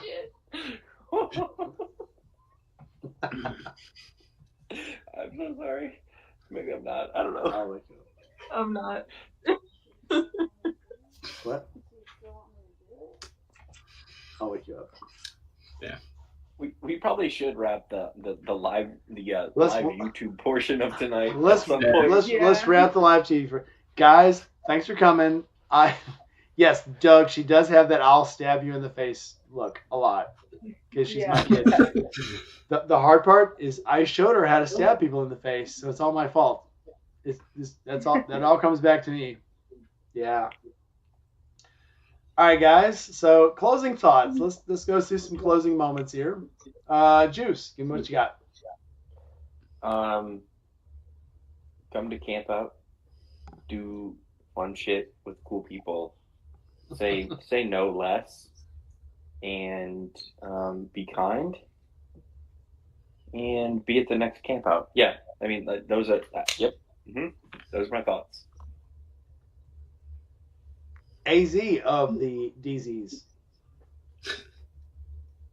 I agree with Juice. Come to the camp out. Come hang out with us.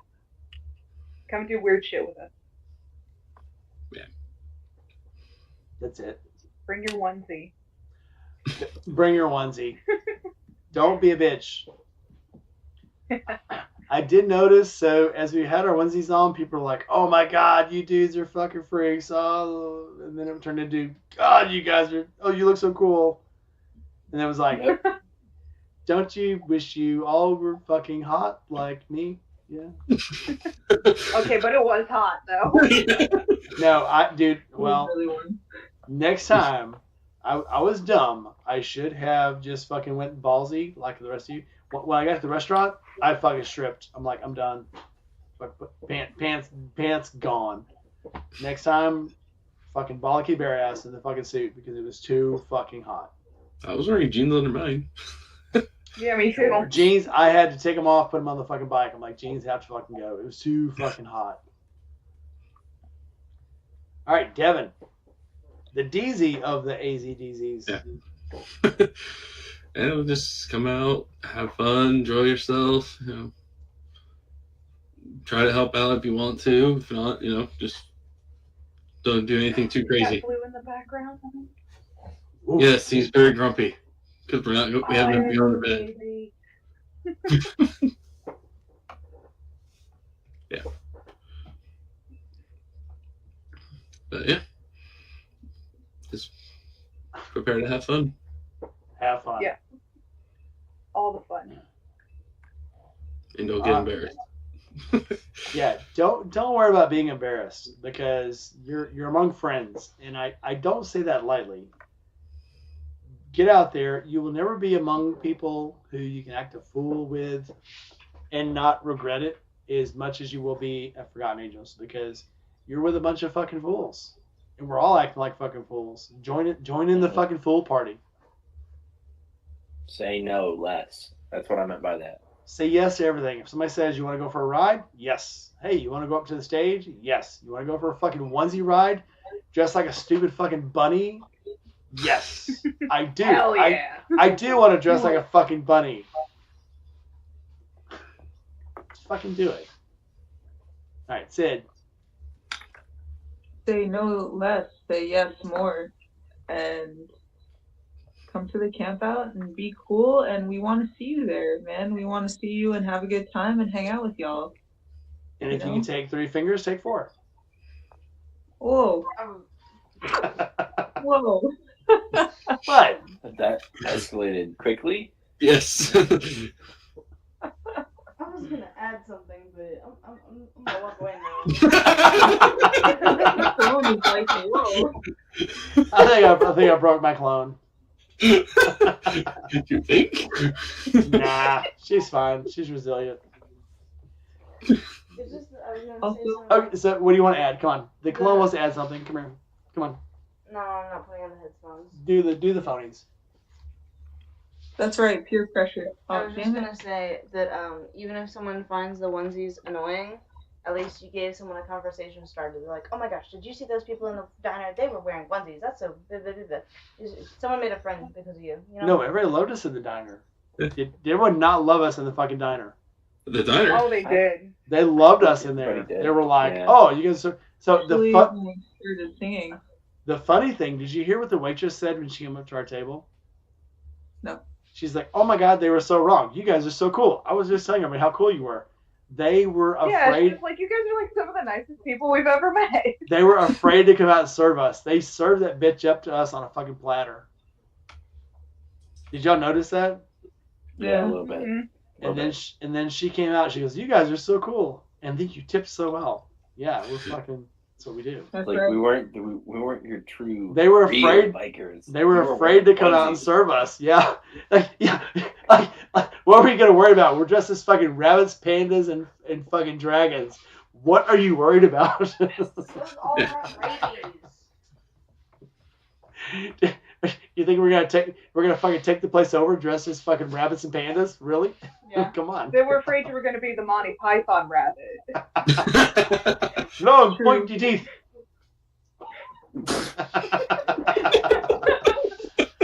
He's a killer. He's a killer, bunny. I tell you that. Thou must count to 4. Thou must not count to 6. No 7. No 5. 3. 3 be the holy number.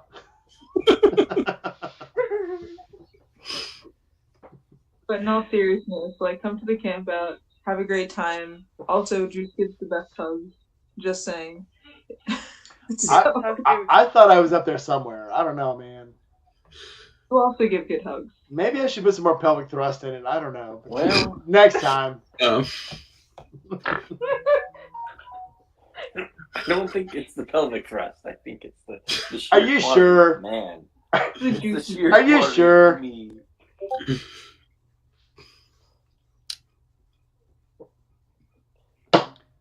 All right. Closing comments. Never worry about what other people think. Enjoy yourself. Come to the camp out. Have fun. It's a twice a year event. You will enjoy it. You will love it, and you will make friends. So, as always, if you can be anything, be kind. Help your fellow man, because it's the only chance you got. I mean, you got one life. And anyone you meet only has one life. Make it the best time of their life. As entertaining as possible. And that if that means dressing up like a fucking rabbit to make their life better, do it. And always tip your servers. Tip them well, because they're working hard for you. Yep. Yeah. And with that, we will close out. We love you all. We love each other. And I hope it fucking shows in all of these videos we make, because we're all best friends. And we don't put on. We fucking love each other, and we're all friends. Yep. I still can't do that I can't thing. do the hurt. I'm holding my phone up. Oh, wait, hold on. Put There's the something little horns in it too. for you. I can't do the thing. I fucked this up so bad. Okay. Dude, it's literally, you do this. It's a little heart. Like, do you watch no Korean dramas? Are you so uncultured? No, I don't. Yeah. Fuck this one. We'll monetize the next one. Fuck this one. All right, guys. Loved having you here. Stay safe. Comment on the video. Tell us your favorite part of Forgotten Angels and what you would like to change, or what went so great this time. And with that, we'll close. Thank you all, and I will see you next time.